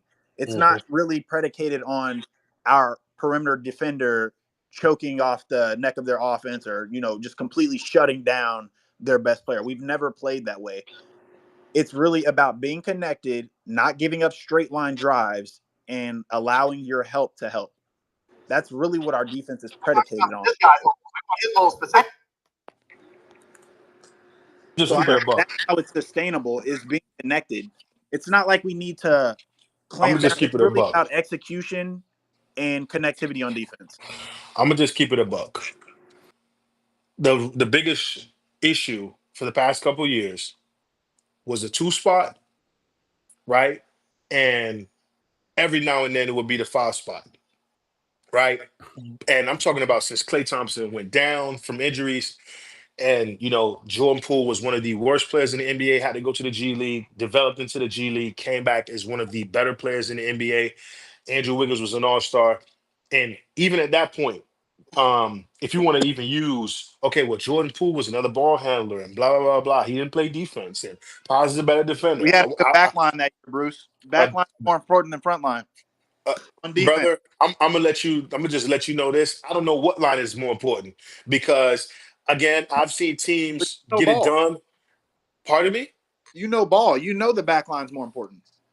Brother, I've seen teams get it done with a front line and a mid back line, and I've seen teams with a elite back line be exposed. The Rudy Goberts of the world, for the Utah Jazzes of the world, and for the Minnesota Timberwolves of the world. Yeah. My bottom line is this, right? You look at OKC, they just won a championship. Put everything aside, they just won a championship. Lou Dortz, this boy is a system ball handler. He doesn't bring the ball up consistently. He's not taking pressure off of SGA. Granted, SGA don't catch the defense that Steph catches, right? If anything, teams allow him to go ISO and kind of do his own thing and turn into the free throw merchant. That's a whole other argument. But the bottom line is, Lou Dortz can at least pop a three now consistently. He's a better shot maker, right? He is a better defender as well than even Paz or Moody or whoever you want to name, for example, right? Then you look at Jay Will. He can create his own shot. He can defend. He can go either weak hand or strong hand, right? Then the front court can cancel out its own itself. But I'm just looking at what has been a common denominator over the past years. It's been Steph. You know our It's been defense will look good Draymond. with Chet Holmgren back there too, right? I'm not disputing that, but again, the front court has its issues, and it's had issues even when JaVale and Zaza and those guys were there. But again, because of math, it's equal. You can equal the game out based off of a barrage or two and some gravity-free pixie dust points. The reality is, I'm okay with, like I said last year, and I said the year before, whatever. I'm okay with saying, trade Wiggins, but no more Wiggins is on the team. Who is to blame now? Okay, Kaminga's the issue. So you trade Kaminga. Trading Kaminga and getting Kaminga out of the equation. Because when Kaminga wasn't playing, okay, if you want to say they went 23-8, Kaminga wasn't playing. That's what contributed to that.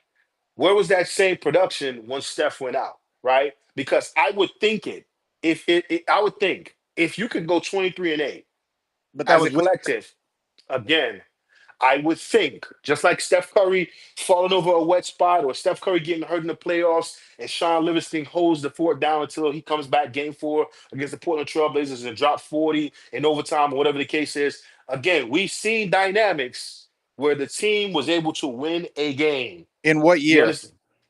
Brother, They're older, Bruce. brother, it You're has nothing missing to that do. part. It's like we don't we like to I don't want to exclude do that. I important don't want to do details. that. I don't want to do that. Steph Curry, before the 2022 championship, which is just 3 years removed, he missed a month because Marcus Smart wanted to be a meathead and Yeah. break his foot. Yeah. Jordan Poole had to weather that storm. And I'm not going to say that they were on an 80 win pace or that the Warriors went 20-1. I'm not That's alluding regular to that. season, Bruce. We're talking playoffs. Again, L. brought up strategy.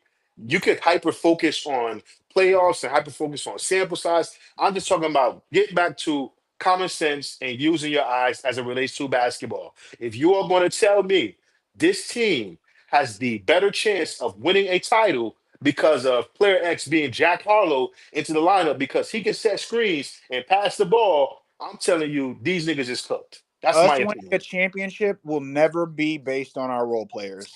Period. Ever. Our championships were never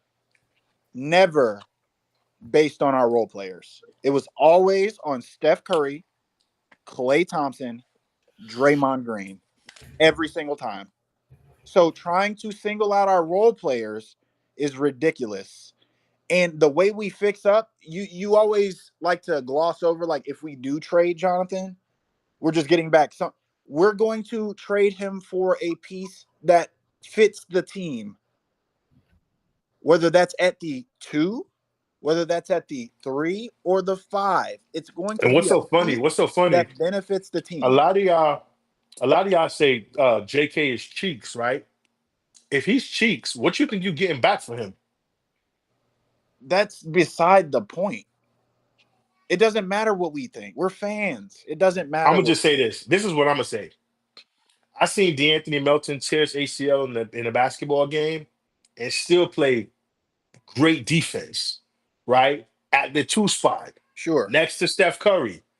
I also see him create his own shot with that same torn ACL and, pass the ball and so on for how many ever minutes he was on that leg. I don't get that same confidence from Pajinski at the 2 spot. I don't even get the same confidence from Moody. But I'm just saying, like, the way y'all make Jack Harlow, like, I got a fetish for this dude. I don't know what's going on. I think you're just putting a lot of pressure. Like, you're putting pressure and expect. Like, I know he talks a lot. Cool. Like, and he should get whatever flack he gets for talking when he doesn't play correctly. Cool. But singling out him, like, at the 2 guard, like, that's where we're losing games. It's like, oh, it's because our 2 guard's bad. No, we are losing games for a lot of other reasons that have nothing to do with the single position or player. Whether that's, like, I agree with you guys, some rotation. Sometimes we put out bullshit. But I also understand that Steve Kerr experiments. So with that in my mind, which is why I said I'm not going to get too high or too low, because there's nothing I can do about it. If I know he's going to experiment in real time, I'm a human being. I'm going to react, be like, what the fuck is this? But then I'm going to realize that he's experimenting and realize that, hey, whatever happens, happens. Because it may be bullshit or it may work. But that's part of experimenting. At some point, he's not going to be experimenting to the extent that he's doing. Of course, he's still going to tinker with lineups, but it's not going to be going 12 deep. It's not going to be doing that or playing 12 people 10 plus minutes. It's going to be small adjustments. But it's like we've been fans of this team for over a decade, and Steve Kerr's done the same thing every single year, and we react the same way every single year. But we have these, and it's what makes Steph so great. We have these expectations every single year, but he's still getting older, so things are going to change. We're going to need more ball handlers. That way we can preserve him. That way, when it is time for us to, need a guy to take over in the 4th quarter or 3rd quarter, wherever it is where OG Trey. has legs. OG Trey. Do you know what makes Austin Reeves special? Tell me. No, I'm asking you. What's your perspective on Austin Reeves? Austin Reeves can dribble, pass, and shoot at a high Right? level. Because he's another white guy. And I know a lot of people, when you start speaking about positive things like that, people automatically make it seem like it's race and so on, right? But see, and this is what I would tell LeBron fans, and let me give some credit to the other side over there, right? They should feel good within themselves, even though they probably shouldn't because they don't know what's going on with LeBron, if he's going to be there, the fake trade rumors or the fake sciatica, I don't know. But I told people this. Austin Reeves can actually dribble, he can actually pass, and he can actually shoot consistently and get to the free throw line. When Luca just came into the fold and LeBron wasn't playing, I don't know where he got his confidence from, but he must have drunk some of LeBron juice.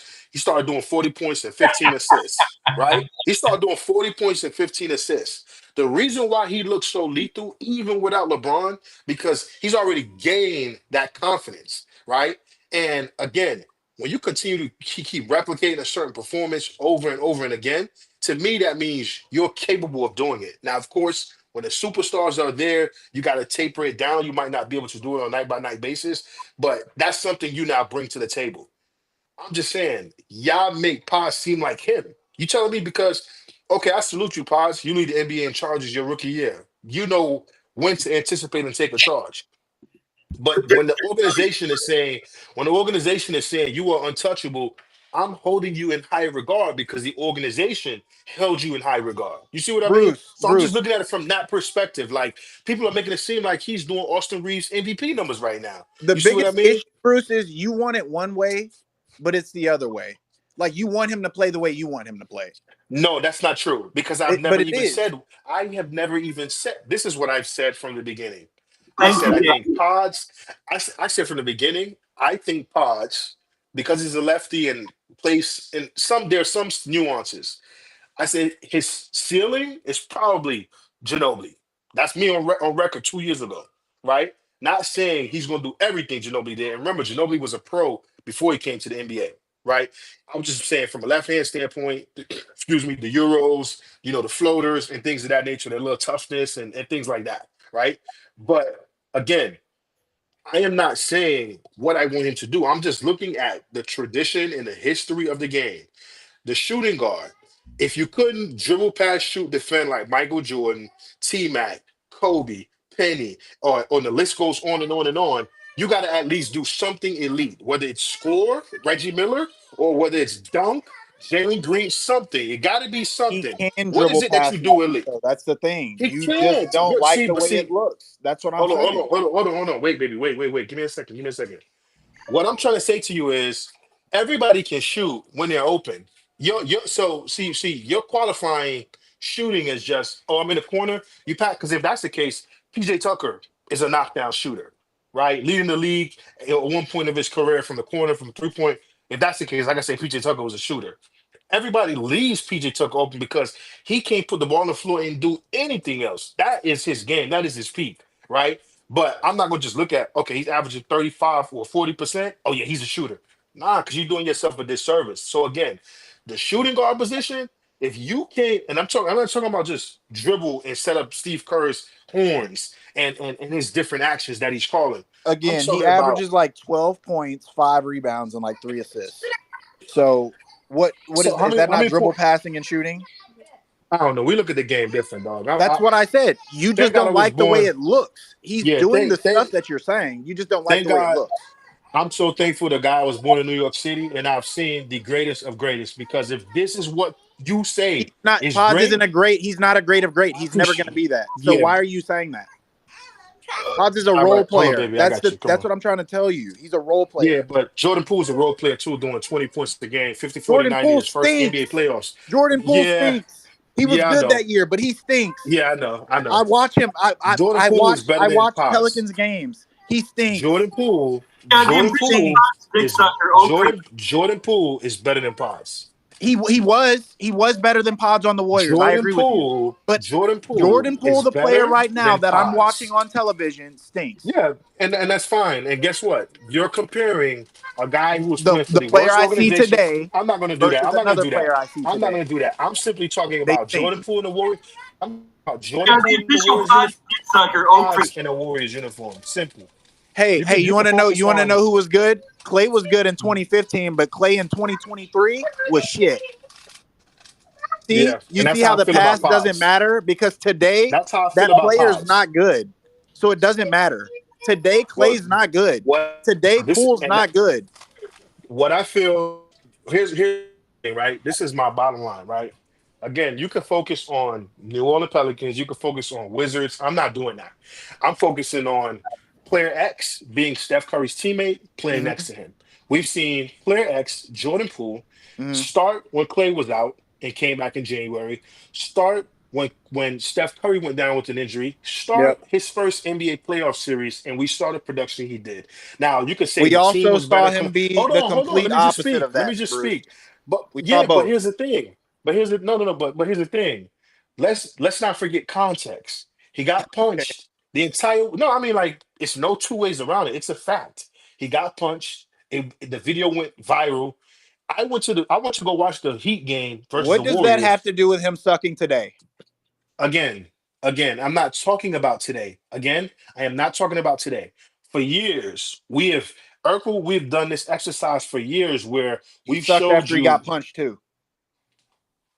Okay, He was Steph Curry's teammate that year. He sucked. Again.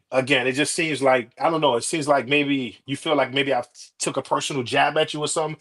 But the No, I point I'm think trying to say, you're the just point flowing I'm in trying and to out of these say, different the conversations, point, the Bruce. point, the Poole point that I'm stinks. trying to again, the point that I'm trying That's to the say, fact of the matter. He the stinks. point that I'm making, we've done this over the last 10 or 12 years, or where particularly playback in spaces where we've done the exercise where player is averaging this amount of stats. Once they join Steph Curry, where those increases go, right? And so we know it. It doesn't matter who you name, Harrison Barnes, Anderson Varejao, the list goes on and on. Players are going to get better. I'm not disputing that. And I could care less about him stinking now.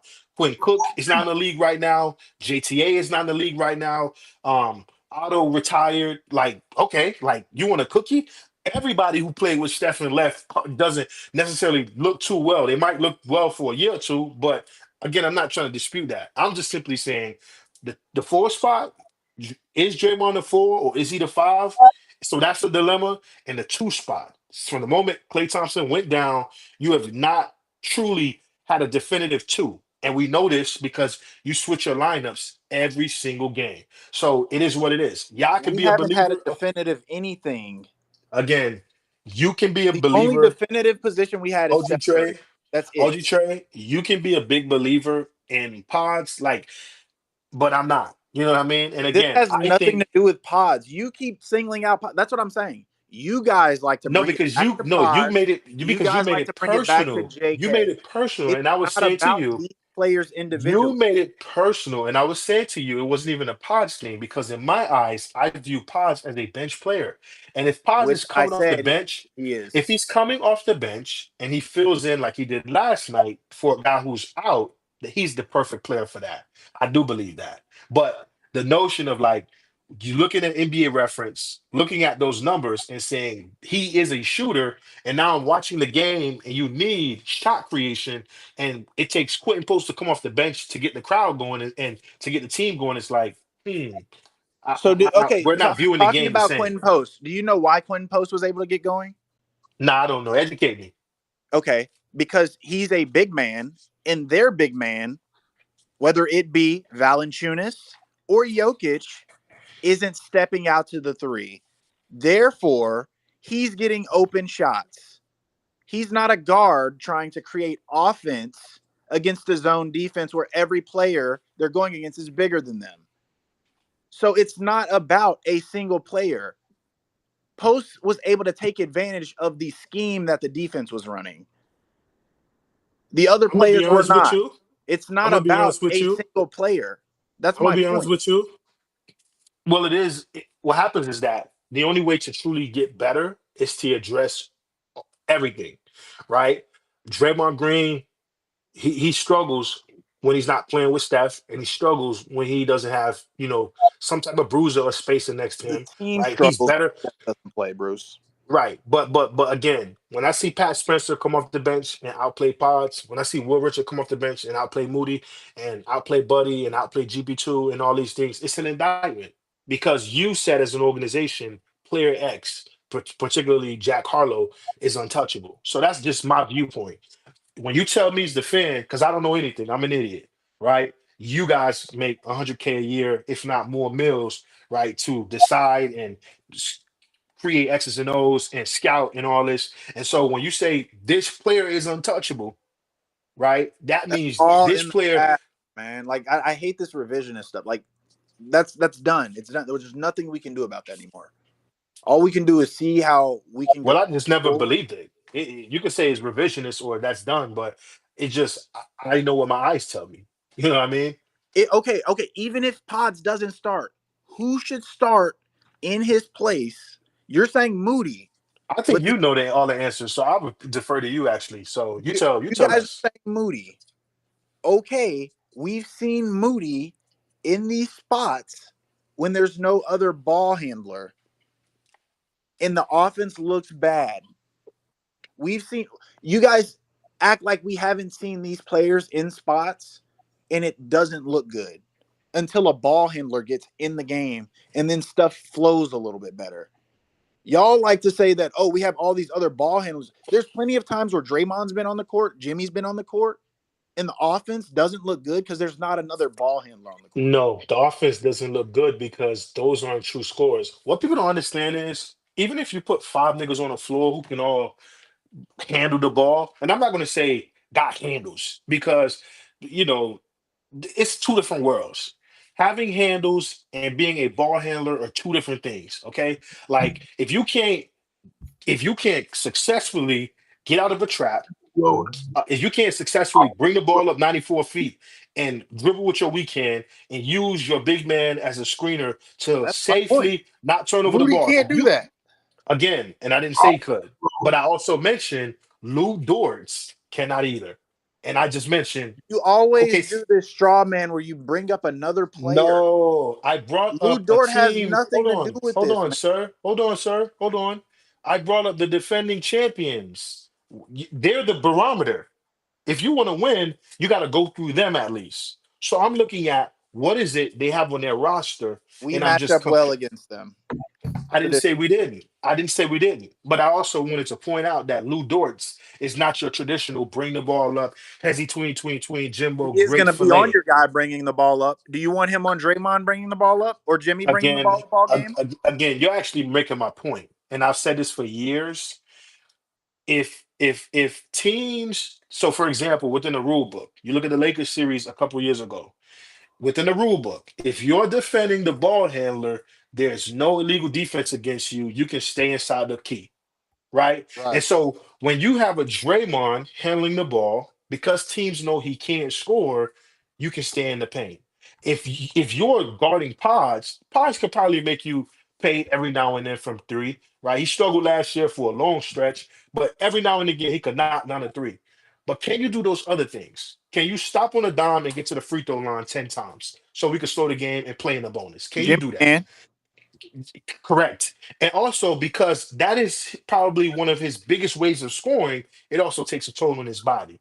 So if you've watched Jimmy Butler, right, he's always grimacing every single game, particularly those games when he's going to the free throw line because he's working for it, right? And so I'm simply saying if Jimmy's your ball handler and how he gets to get his buckets is by getting fouled and falling on his back.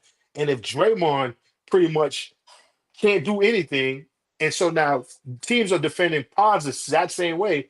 You're compromised. So You're no, so okay, so compromised, stay there, Bruce, stay there. So now take Pods out and put Moody in. What are they doing then? brother.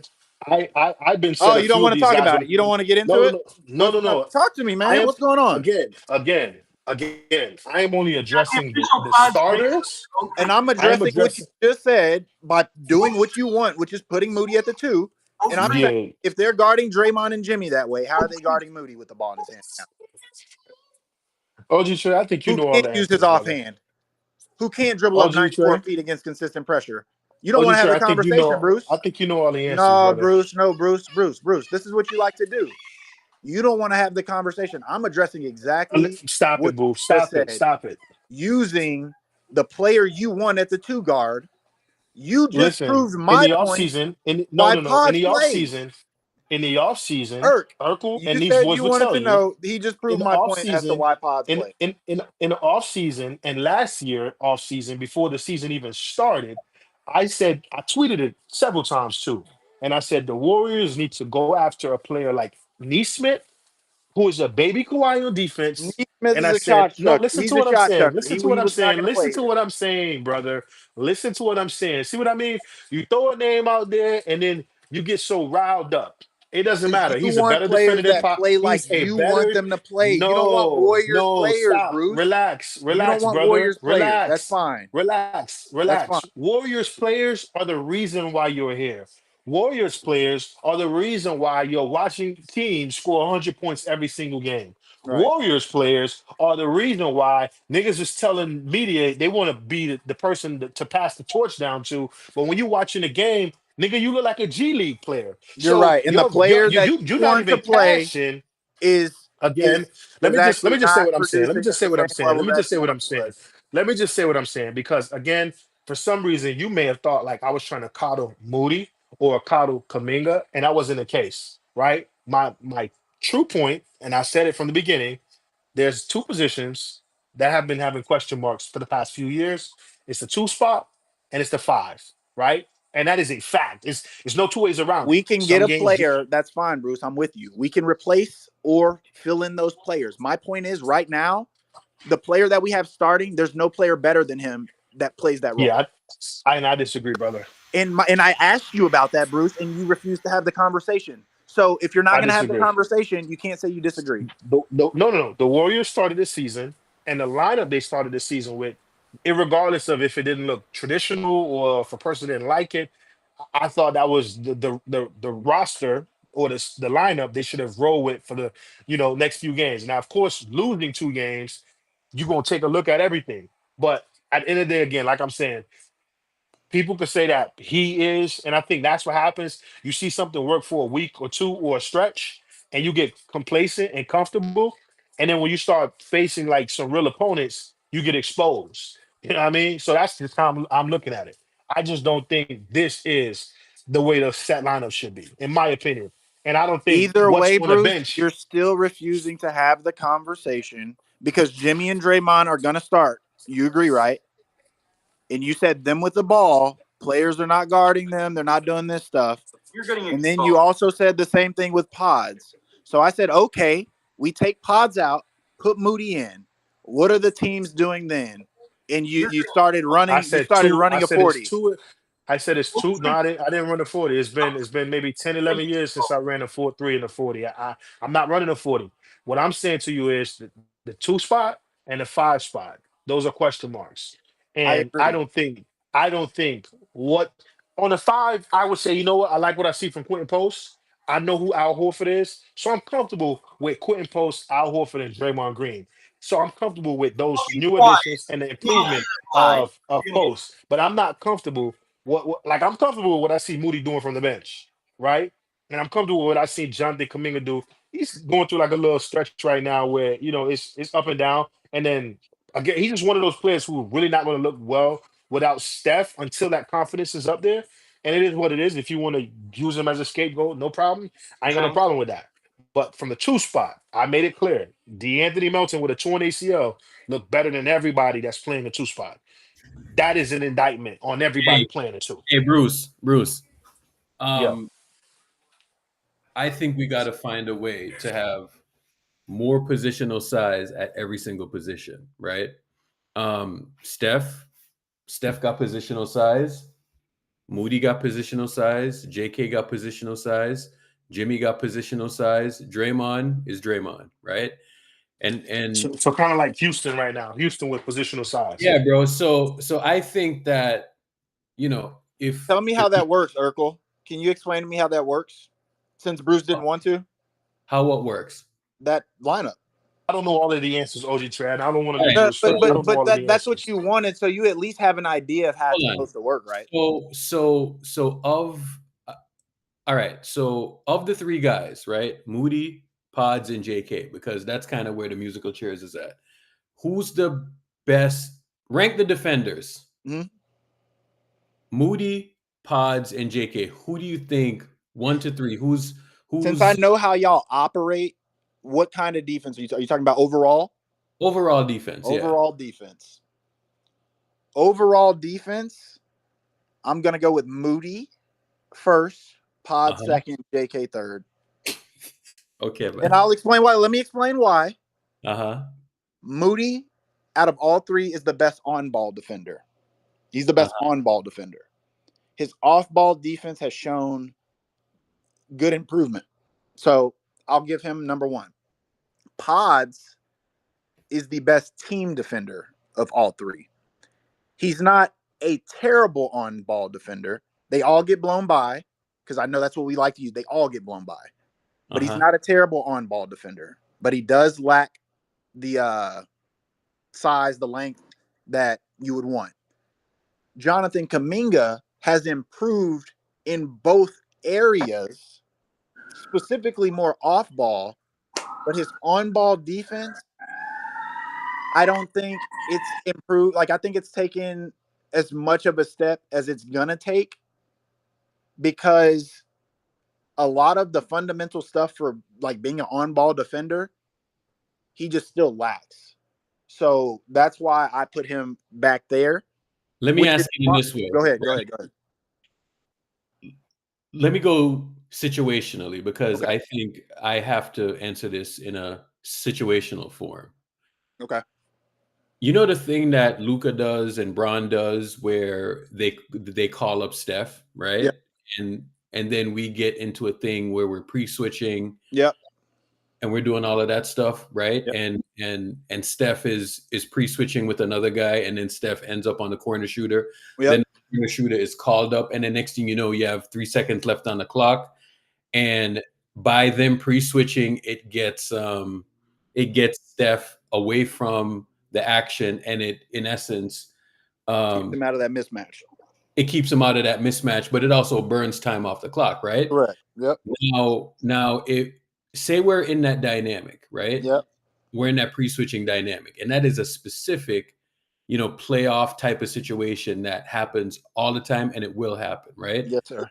Specifically with Steph, because we know what teams are trying to do, right? So how can we so do you think if you put Pods in that situation, right, with Jake or with Steph, you would Pods would be a better option than JK, because you say Moody first, right? And then you go Pods, and then you say the worst defender of the three is JK. So you're saying that in that switching scenario, you would have Moody first, Pod second, and JK last. You want to know what's crazy about this, Urkel? Yeah. We've literally seen it happen. When we went on that stretch post Jimmy, everything you just described saw happen on the court with the lineup that we haven't seen play any minutes this season. We literally saw all of that pre-switching, connectivity. That's why they were the number one defense. So you saw that in the playoffs? Saw all of that. No. I'm talking about the playoffs. You saw that in the playoffs? Yes, against Houston, we saw that. I mean, so like everything you're describing, we've seen. So you saw a Houston offensive player trying to hunt Steph, trying to get him in action. And you saw somebody on Houston do that specifically? Because I saw Houston play very rough and try to bully us. And that includes Steph. I am talking about a specific example here because I'm literally answering what you're saying. Yeah. I saw them try to do all of that, whether it's getting Steph switched onto a big, getting Steph switched on to Jalen Green, getting Steph switched on to Fred VanVleet. All of that happened, and we pre-switched, did everything, had defensive schemes in place. And we saw all of that happen in the regular season versus players who run pick and roll, get down it. We saw all of that happen. All right. I want you to talk to me about the playoffs, because during that that's such a small sample, though. We literally only have one series to go. All right. So in the regular season, that's what I'm saying. Right? In the regular season, we were playing a lot of zone, right? Matter of fact, a lot of teams were playing a lot of zone, right? But that zone, there's a counter to it, right? So I have to figure out a way that we can play a defensive lineup that can hold up to any defensive strategy that they throw out there, right? So that's what I'm trying to figure out. Like, I'm not saying that this guy's better than no. I'm trying to figure out for that specific thing, because when you get into a playoff series, I've seen us employ that strategy where we're pre-switching and we're doing all of that stuff, and it's worked against teams. And I've also seen when we got these 3 guards lineups out there, and you're calling up Steph, and it's like then Steph pre-switches with a guy, and it's a defender that's weaker than him. Then you call that guy up, and then it literally craters the defense. Next thing you know, there's collapses all over, right? So But that's in the regular season, though. That's really in the regular season. I'm talking about a playoff series. Like, when have you seen that, though? Bro, I literally seen it with Jordan Poole. You know what I'm saying? Oh, well, see, that's in the past. We can't do anything about it. No, but what I'm saying is that when we have been at our strongest, right, is when we have guys out there that you're giving them less bites at the apple in that specific situation. That is really, really important. We're gonna get there, Irk. We're in game 9 or what? Game 11. No. We're gonna get there. No. We can't have 3 guards out there, bro. And that's my problem. Would you consider a guard our team? That's what I'm saying. You guys want these guys to be what you want them to be. Their positions have not changed since the day they got to this team. Moody has always been a small You're forward. saying that no. Moose, I've watched Steve Kerr play Moses Moody all the way At up the 4 to too. 4, bro. He's played at the not 4, yes, a 4. but he's always I'm gonna been be that a ass, wing. bro. He's never not been a a guard. 4. He's always been a wing. Whether you Bro, want to call it a 3 or a 4, hold he's on. always been a wing. He's not a 4. And to I be don't think quite he's a 4. honest, He's a 3 he's now. He's really not a solidified 3. himself as a 3. No. He's at the 3 because for some odd reason, Kerr doesn't want to put him at the 2. Bro, he's been playing 2 all of his life, but because explained why he can't play the 2. Why can't he play the 2? Because at this stage ball of handling? and that's what I'm saying. At this stage of Curry's career, our 2 guard has to be able to handle the ball. So if Klay Thompson was still here, would Klay Thompson be handling the ball? Klay Thompson's not here because he couldn't handle the ball, because he couldn't shoot. He couldn't scale down. That's why Klay Thompson's no longer here. If Klay Thompson could handle the ball and play in a role like that, he'd still be here. But guess what? He couldn't scale down. So he was never asked to handle the ball. He was asked. I would agree with that. Done. I would agree with that if we didn't have Jimmy Butler. Because if we're saying that Sean Livingston, Andre Iguodala, and Draymond Green are ball handlers, I think that Jimmy Butler is Andre Iguodala that can score the ball. You know what I'm saying? So it's like if we have 3 ball handlers on the court. Apples to apples. No, but it is though, because if we're saying that Andre is a ball handler, we're saying Draymond is a ball handler. How old were they? How old were they at this point? Andre Iguodala? Yes, at the point in time that you're talking about, how old are these guys? These guys were 34, 35, 36. I think Andre was like in those last 3 years. You know what I'm saying? So Andre's last year, I think he was like 36 years old. Andre Iguodala is. You said Curry was what, 33? No. I'm saying when Andre was here, like I would actually need to look it up, right? So I think in 2019, I think he was like 35 or 36. You know what I'm saying? So yeah, these guys are much younger, my man. What do you mean? Meaning they had more like we weren't necessarily trying to preserve them in the way that we're trying to preserve them now, to where they could handle the ball more. We were fine with them having the ball more, using more of their legs. In 2019, Andre Iguodala was 35 years old. 35. Okay? Curry's 37 years old. Right? So you're saying that we need a guard out there who is not necessarily the strongest defender next to Steph Curry. I'm going to be honest with you. I watch pods, right? And that is not, bro, pods and Steph is like having like Monte Ellis and Steph, bro. That did not end well. You know what I'm saying? One of them got traded. It's right? not like that at all, though, because Jordan Poole, you're saying that was back with Steph Curry, right? And you know why Jordan Poole held up? Because Andrew Wiggins scaled down and he guarded everybody, bro. He guarded. That's what Moody's did. I literally said Moody's right? the closest thing to Wiggins. But I don't think Moses Moody is anywhere close to Andrew Wiggins, right? I think we have to put Moody at the 2. That's closer than JK. That's why I brought it up. I think closer than JK that he can play the 3, or he should. I think we have to put Moody at the 2 and then JK at the 3. Anytime I've watched JK play at the 3, he's played pretty well, right? And I don't think the ball handling is that important where Pods needs to be out there. But okay, if Moody was off ball rankings, bro, I don't think Moody could move off ball like a Klay Thompson, then sure, I would agree with you. But like I said, Moody is more stand around. He can run some sets because he knows what he's doing. But outside of hold on, Eric, I got a question. Hold on 1 second. So when you say that Pods is a better defender than Jonathan Kuminga, it's kind of like saying that Austin Reeves is a better defender than LeBron. But it's not, because I can tell you why. And no, you're saying better. See, that's what I'm saying. The nuance is what I said. Pods is a better team defender. Moody is a better on-ball defender. So if Pods are who's the better on-ball defender, right? Is it Jonathan Kuminga or is it Pods? It's a wash. It's a wash. Humphrey said was casual. Because Who are you asking, Jonathan? If I put Moses Moody on the primary offensive player, and I'm asking Pods to guard the secondary player, or asking JK to guard the secondary player, I think they both would do okay on the secondary player.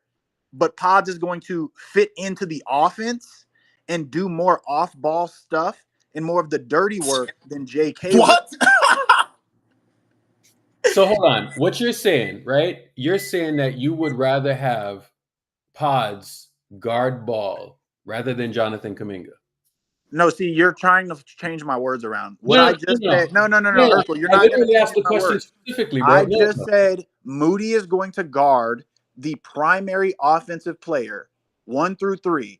So if it's a 4, if it's a big man, guess what? That's not on Moody. All right. 1 how through it 3, sounds- Moody Kirk, I is have guarding the the perfect primary question. offensive player. All right. Kirk, I have the Pods- perfect Here's question. how this sounds to me. Rich, Urkel, This is Kirk, what I I'm have hearing. I have the perfect question. This is Urkel what I'm. literally just Okay, asked you Hold up. who is a better This is defender. what I'm hearing, right? I swear to God, this is what I'm hearing, right? Thumbs OG history. Trey is trying to treat Pods like we are treating Steph, right? Steph is the engine of the offense, right? And what it sounds like is that Trey is trying, or Oak Tree is trying to make a concession for Pods' ball handling like we do for Steph's offensive carrying. So who was that's what I'm hearing. Urkel? Who was Wiggins guarding when he was on this team, and who was our 2 guard at the time? Wiggins was guarding, well, Klay Thompson was the 2 guard, and Mhm. Wiggins was guarding The best offensive player, right? Yeah. So whoever Okay, who was Clay guarding? Who was Clay guarding? Clay was guarding like the off-ball shooter. Okay. So Yeah. that's my point.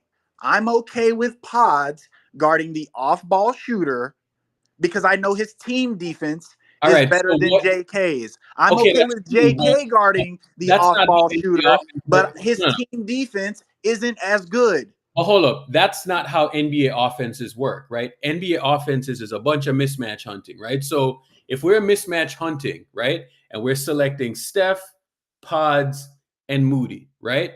Which one would you rather mismatch hunt? Steph, Pods, Moody, or Steph, Moody, Kuminga? Again, just because you're mismatch hunting doesn't mean we don't have a defensive scheme employed for you to mismatch. What are you talking about? Dude, so you see, like, Urkel, you literally just told me, Damn. how are we going to pre-switch, do all this shit to literally combat mismatch hunting, and now you're trying to counter the argument that you just made by saying we're gonna mismatch. Which is it? You can't have it both ways, Urkel. We're either going to have a switching defense that can pre-switch and do all this shit, or we're going to get hunted on defense. It can't be both. It's going to be worse if you have guys, if you have to do it to a higher degree with dudes who aren't capable of defending at a high level. Again, that's why we're having issues with our defense now. Because but hear me out. Guard. Hear me out. You just said that the 2 guard is guarding, or in the case of Wiggins being here, the 2 guard was guarding the off-ball shooter. So if I'm saying that Pods is a better team defender, that means off-ball than JK. Why would I want JK? We are literally seeing JK sag down off of shooters right now, leaving them open for wide open shots. Okay. And I'm saying that we It's have funny a that you better say that, team right? defender, and you guys are like disputing this. Let me why? say something on that point that you just mentioned. Hold on, Brandon. I'm going to let you cook, but let me address something because he said something very interesting, right? And it's in the confines of what I've been talking about all morning. When JK is sagging off of the shooter, right? And he's been doing that because I've been annoyed at that until I got a little bit of info on this, right? So how do I know that JK isn't sagging off of the shooter based on analytics because they're telling him to do that? How do you know that they are? How do I know? I don't know, because how do I know he's not sagging off of that shooter? Then he can go back and grab the rebound. We don't know anything. Like you guys tell me every time, trust your eyes, and my eyes see him doing it. So the reason behind it matters not because they are killing us doing it. Okay, so to me, that's bad off-ball. How do I know? How do I know the sagging off and dudes shooting left and right? How do I know that is not a strategy? Because a little birdie told me this morning. It's working. That well, the strategy's working then. It's working because they're shooting our fucking face off. how do I know that's not a strategy? But hey, if y'all are listening to me carefully, I'm trying to tell y'all some stuff without telling y'all some stuff. You know what I'm saying? So, because I was annoyed with the Sammy, what up? I was annoyed with the sagging off and all of that stuff. And then somebody told me something this morning, and I was like, oh, that's interesting. You know what I'm saying? So how do I know? Man, I'm not going with all this he said, she said. What I see on the screen is we're letting shooters shoot the ball. And if we're gonna create this whole argument against the player and do all this stuff of people who we would rather have out there, we need to be honest, because Moody is our best on-ball defender. Hold on. What he's saying is so fucking dumb. Oh yeah, lay it on me, Brandon. He does not understand the NBA or defensive coverages. Is that because I don't gamble? Okay, I know. You're an idiot. So is that because I don't put up props?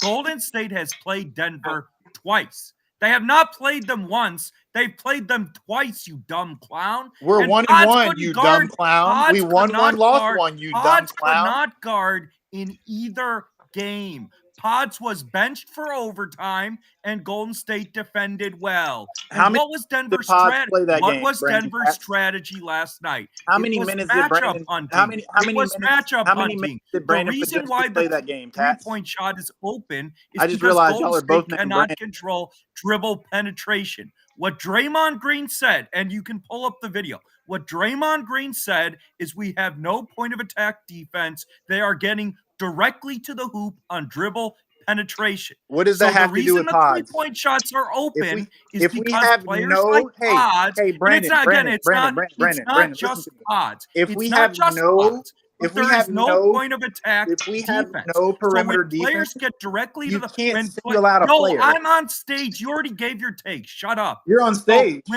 when players come to the basket, when players attack the basket, and there's no point of attack defense, that forces the defense to collapse. And guess what? It leaves shooters open. And because Golden State cannot play man defense with Pods and Curry, they're playing zone. Golden State played zone against Milwaukee without Giannis.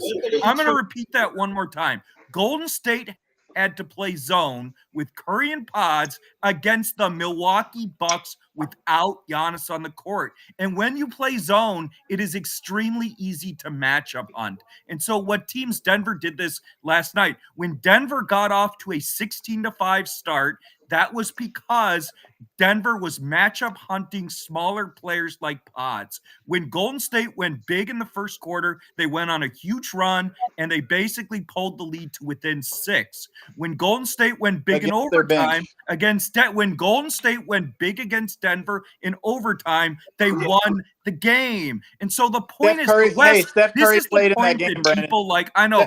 I'm literally finishing here. I heard your take. You don't understand the NBA. You don't understand the words, okay? Here is the point. Like that, the West is much bigger this year. The West is much bigger. Let him talk, bro. Athletic. The West is much bigger and more athletic. And this is what these people like. You know what? You're right. I'm gonna drop. You got it. This is a different Western Conference. Okay? This is a very different Western Conference. This is not Portland winning 20 games. This is not New Orleans winning 21 games and Zion plays 5 games. This is a much bigger, more athletic, stronger Western Conference. The lineup Steve Kerr started doesn't work in general. He started the lineup against the biggest team in the NBA. Against the biggest team in the NBA, he started Green at the 5 and Pods at the 2. That lineup does not work. All teams are doing, it's more on Steve Kerr than Pods. It's more on Steve Kerr than it is on Pods. But the small lineups in this bigger, more athletic West, they do not work. The reason why the 3-point shot is open is not because of Kuminga. It's because Golden State can't control dribble penetration because the Warriors are not big enough. Teams penetrate, the defense collapse, the shot is open. It's just dumb to scapegoat Kuminga. The issue's point of attack defense. It's Golden State's lack of positional size, and it's Kerr's lineups. It is not Kuminga. Thank you, Daddy. Yeah, the official Pods dick sucker, Oak Creek. and just quickly, Pods.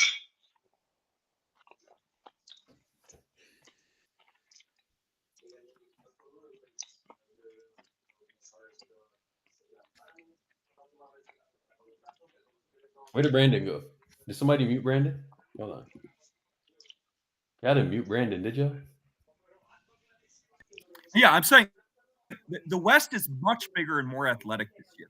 The lineups that worked last year, Golden State's best lineup last year, Curry Pods, Moody, Green, and Butler. That lineup doesn't work as well this year. It's matchup specific.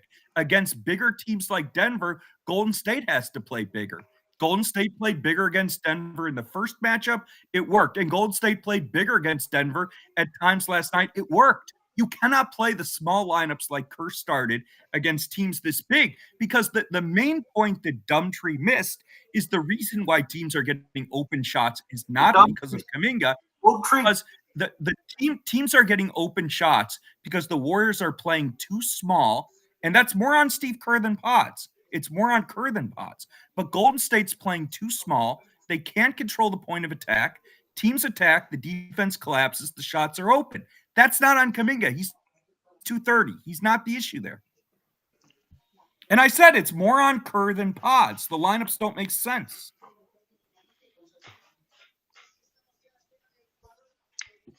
Guzzo Anyways, is that's with black athletic men.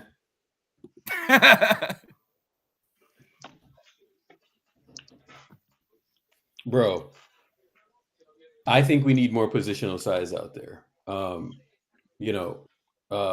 I think Draymond, they got to use Draymond sparingly at the 5, but they got to figure out like the Draymond dynamic, right? And I feel, honestly, bro, I feel like the best solution to the Draymond thing is literally putting him at the 5, right? So they got to figure out like how they can do it, because bro, I'm telling you, Draymond is the problem, man.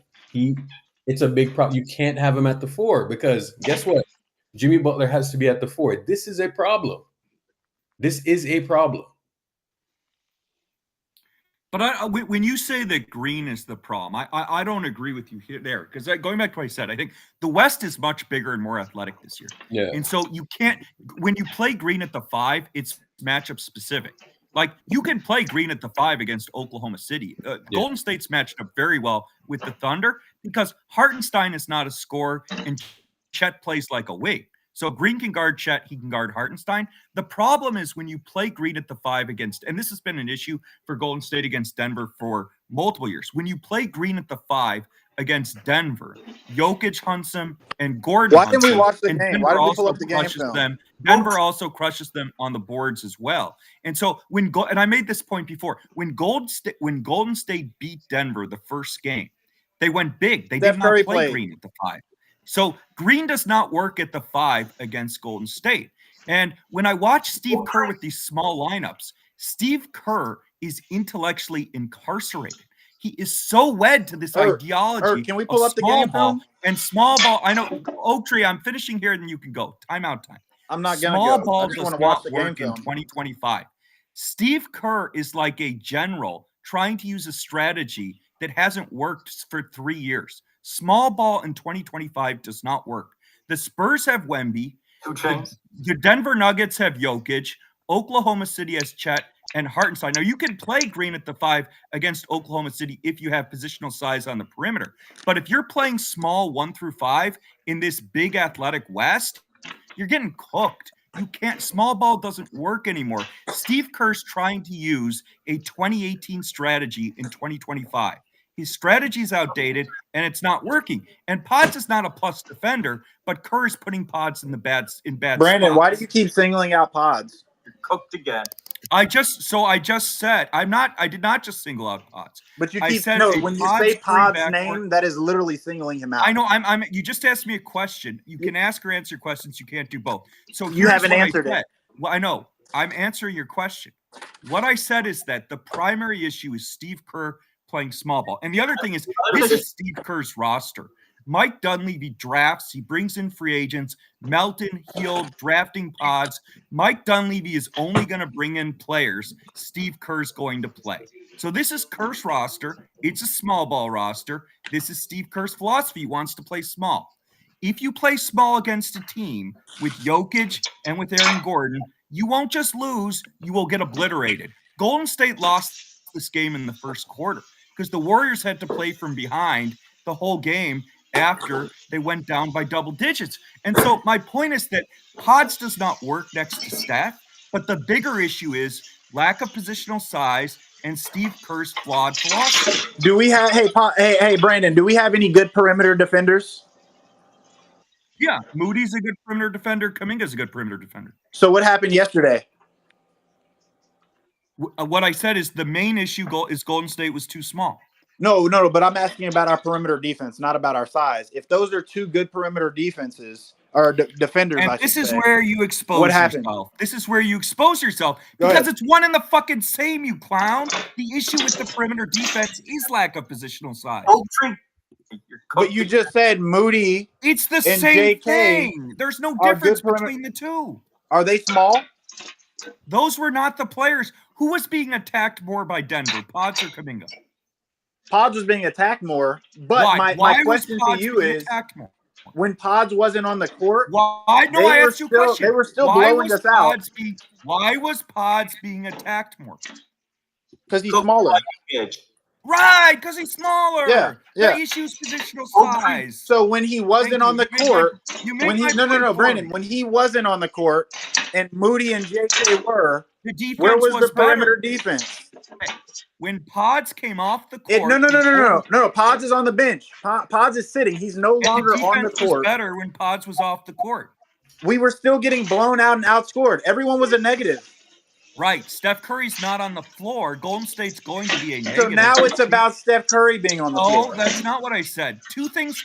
I know it's hard for you to understand, but it sounds like you're all over the place. Okay, I'm not. My take is very succinct and simple. Okay. Golden State is going to lose this game no matter who they played because Jimmy Butler played like shit and Steph Curry was not on the floor. Number one. Okay. Golden State did not need to get blown out. The main reason Golden State didn't just lose, they got blown out, was what I said. Lack of positional size, which meant you had no perimeter defense. And so my point is that the West is too big. Denver's the biggest team in the NBA. The gap's too big. You cannot play playing players like Pods against Denver doesn't work. A great example is what happened in the first quarter. Golden State Brandon, was playing the zone. most important thing that you said in this whole soliloquy is that we were going to lose anyway. Nothing else you say matters. I know. We were going to lose, period. I'm finishing here in 5 seconds. Golden State was playing zone in the first quarter. Golden State was playing zone in the first quarter. They were too small. What did Denver do? Aaron Gordon, Jokic, they attacked Pods on every play. Pods is not a good defender. Now, again, the main issue is Kerr and small ball. He's putting Pods in situations where Pods is going to fail, but Pods is a fringe NBA player. Pods is a fringe starter in the NBA. The only reason Pods worked as a starter last year is A, Golden State had a very weak schedule, and B, the West was much weaker. Pods is not a starting player for 82 games. There is no playoff team in the NBA that would start Pods other than Brandon. You know we haven't run a single minute of that lineup from last year this season. Right, but again, Pods does not work as a starter in the NBA. My point is small. He's an idiot. He missed my whole point. My point is that the Warriors starting lineup last year, when they played 30 games with Butler, Green at the 5, Butler at the 4, Moody at the 3, Pods at the 2, Curry at the point. That lineup's too small. And that's why that lineup was not an 82-game lineup. That lineup was not going to work for 82 games last year. It worked for 30 games, mostly against smaller and weaker competition. And what he's missing when he says Golden State didn't play that lineup this year, Golden State's still playing small. And my point is that small lineups are matchup specific. The West is much bigger, stronger, and more athletic. You cannot roll out small ball lineups every night unless you want to lose. And Denver's the biggest team in the NBA. The other thing, this is my final point on this, Golden State knew small ball didn't work against Denver. It didn't work the first time these teams played. When Golden State went big and they took Pods off the court, they defended Denver very well. That's why they beat Denver in overtime. Exactly. I know, hold on, I'm finishing here. Did Steve Kerr learn from that? No. He went back to playing small ball because he's arrogant and he's rigid. He can't adjust. Thank you, Daddy. Cooked again. All right, I'm out. All right, I'm out. Cooked again. Cooked him like a bitch. Point. When we played Denver on the first game, Steve Kerr has to go to a big lineup because the small lineup was failing. And he went back to a small lineup again last night, and we lost. But let's blame the guys and not address the fucking coach. Bro, I just need. All right, last night. Let's talk about last night specifically. Were they hunting JK in actions, or were they hunting Pods in actions? If they are hunting Pods in actions, I mean, it does, bro. That 100% matters, bro. And that's a scenario that I'm talking about. So I didn't even talk about last night, right? I gave you a situation. I gave you a situation, and I said, who are they hunting? Are they hunting Pods or are they hunting JK, right? And if you're going to put somebody beside Steph, you have to let the defense think in terms of who are they going to hunt, right? Like if they're going to hunt, that's the simplest form of NBA offense. Is to hunt. You want teams to get into other actions where they're going to make a mistake. You realize how hypocritical y'all sound whenever y'all talk about division and players. We divide the player. You guys divide the players. Oh, Pods can do this. Pods can. It's all singling out Pods. You guys don't speak in general about the team. It's not the team played bad defense. We deployed a bad strategy on defense. We weren't communicating. We weren't switching. We weren't doing anything. It's always one player. And I am talking going about, to break it oh, down. it's because we're small. No, it's because we're not doing all of the things that add up to the larger part in playing defense. So I am it's going not to, a one-player thing. No, it's not a one-player thing, right? But it's like if a certain guy is getting hunted. All right, so if Andrew Wiggins is out there, is the defense calling up Andrew Wiggins? So if they hunt him and miss a shot, and we're sunk, or not even miss a shot, and we sink down and leave a shooter open, we're blaming that player. But if another player comes in, that same thing happens. It's no longer he's being hunted. It's that we're what? What do you want to call it then? Because they were collapsing our defense no matter who was out there. So just because Pods is out there and he happens to be getting collapsed on doesn't mean other players weren't also getting collapsed on. So we just didn't acknowledge it as them being hunted. When in reality, if everyone's getting fried, everyone is equally being hunted. Everyone is being killed out there. So you're saying that Pods wasn't getting hunted.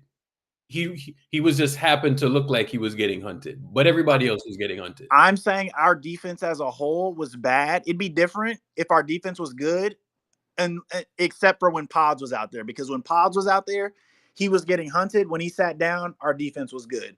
Then I would be able to acknowledge you, and I would have no problem acknowledging that. All right. But So my what point you're saying, is, all right, the defense was bad no matter who was out there. So what you're saying is that everybody was getting hunted equally, not just Pods. Everyone was getting fried equally, yes. All right. Okay. But hey, Trey, you say yesterday that Moody is the best POA on the team, and Moody started yesterday. So what happened? Would him being the best POA doesn't mean he is the best POA in the league. He's a lockdown defender. I literally said everyone got blown by. On the team, not on the league, on the team. And then today on the podcast, and you have selective hearing because I've said multiple times today that every single player got blown by. Which one is Whenever Urkel and I were talking about Moody, Pods, and JK specifically, I said all three of them get blown by, but Moody is our best on-ball defender. We like to use the both things can be true, and this happens to be an instance where both things are true. He is our best, and they all get blown by. Remember when we're in the finals? So you say he's our best defender, but we don't have any defender of the team. Oh my God, Pedrin. I'm asking. Pedrin. I'm asking you. It's really simple. Here, I'll make it simple for you. I'll make it very simple for you. We don't have any defenders. I understand you perfectly. No. You don't understand. You don't understand. So I'm gonna make it simple. We don't have any perimeter defenders. Don't ask me again. I don't think it's a matter of we don't have any perimeter defenders. I just feel like it's a matter of No, he's being ignorant. So that's what it is right now. We don't have shit. No, Juju said before that we don't have any defenders. And what you're trying to do is poke holes in an argument that I'm not making. Our defense as a team is bad. I believe we will fix up and it'll come around. Right now, our defense is bad. That's all there is to it. It's not on one player. The entirety of the defense is bad. No, I'm not saying that it's on one player, but right? You keep mentioning Pod, so don't tell me it's not on one player. And I keep hearing the same name come up. I don't hear anyone else's name come up more than Pod's. So two things can be true, and right? It's not about Pod's. No, it's not entirely about Pods. However, when I see somebody out there and they're getting hunted and it's like a primary strategy for a team, we kind of have to talk about it. You know what I'm saying? And it's not to say that Pods is an awful player, but he was getting hunted last night. You know what I'm saying? And it's like that goes back to what I was talking about earlier, is that if he's getting hunted and he's the guy next to Steph, then that's a problem. So he was getting hunted and he was a minus what? 15. Jimmy Butler was a minus 20. So that means they were getting outscored more. Now you're doing single game plus minus, man. JK was a minus 19, which means he was getting outscored more while he was on the court. What? Buddy Hield was a minus 17. That's not how this thing works, bro. Stop it. So regardless of plus getting minus hunted, work. You're insulting That's us. That's not how plus minus work.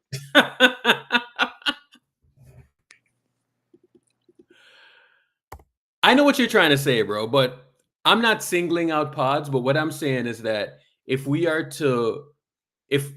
built around Steph and we're trying to extend Steph and we're trying to, we're trying to save his legs. One of the main ways you do that is, you have guys better defense around him.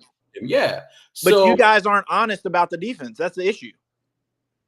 So you're saying that Jonathan Kuminga, if we're in a dynamic, right, where we're mismatch hunting, and mismatch hunting happens a lot, right? If we're in a dynamic where we're mismatch hunting and we're saying Pods, Moody, and JK, you're saying that the first guy that the defense would want to hunt is JK and not Pods? So you're worried about the person and not actually about how the mismatch hunting works. Because if someone's going to hunt you, it's even more important that you're connected on the back line with communication and switching, right? And my point about it is Pods is a better communicator and backline switcher than JK is. So you can frame it as, oh, they're attacking Pods, they're hunting Pods. But my point is with JK out there, maybe they're not hunting, but he's going to make mistakes as far as communication and off ball goes that is still going to result in points being scored. So I would rather live with us being able to be connected on the back end and have a scheme against what we know they're going to do and be able to prepare for it rather than be disconnected and have more size out there just to have more size. Because I don't disagree that he's bigger, more athletic, is more length, all of that. But it doesn't matter if the defense is still breaking down. But if you're not breaking down the defense and you're just giving up size, then I think that's something you can live with because they're not going to make every single shot on a mismatch. At some point, that's going to become inefficient offense if our scheme is executing the way it's supposed to. Yeah. We just got fried last night, bro. We just got absolutely fried. And, I'm looking for a solution next to Steph. I think the scheme that they're trying to play right now, I think they need to, boil that up and throw it out and never go that route again. You know what I'm saying? End of the day, you have to do the work. No one is going to do the work for you. Everyone has a responsibility out there. I don't care how old you are. I don't care how they want to preserve you. I think everyone at the end of the day needs to pull up their bootstraps and hike up their shorts and play defense. You know what I'm saying? So That thing that we're trying to do where we're trying to preserve guys, fuck that, bro. Everybody needs to play. And if we have to preserve you, you don't deserve to be in the NBA and you should be out the league, you know, spending more time with your kids. You know what I'm saying? So that's just how I see it. You know, if you're not up to the task to manage physically, right? And I think when you're out there playing basketball, you should be out there playing basketball and you should not be trying to get rest within the game. Like, fuck that, bro. No. It's either you can do the job or you can't. You know, that's just the cycle of life, bro. Your body fails you. Your mind is there, but your body fails you. That's just a cycle of life, you know? Give somebody else a chance. That's just basketball. You know, and basketball, when you're in your 30s, you know, it's really, really hard to play, bro, because it is a thing that is super demanding on you physically, right? But it is what it is, man. You know, that's why it's a young man's game. But if somebody can't manage, you know, and we have to be out there sacrificing and doing this scheme and, you know, yeah, let's not do that. Anyways, let me pack it up for a few hours and I think we're going to come back and watch a Laker game. But good discussion though. But I just wanted to drop a few nuggets on y'all and something for y'all to watch for going forward, because we got some things to watch going forward. But yeah. Yes, sir. Appreciate you having me up. I'll talk every time, bro. I'll talk to y'all later. Y'all be easy. Easy.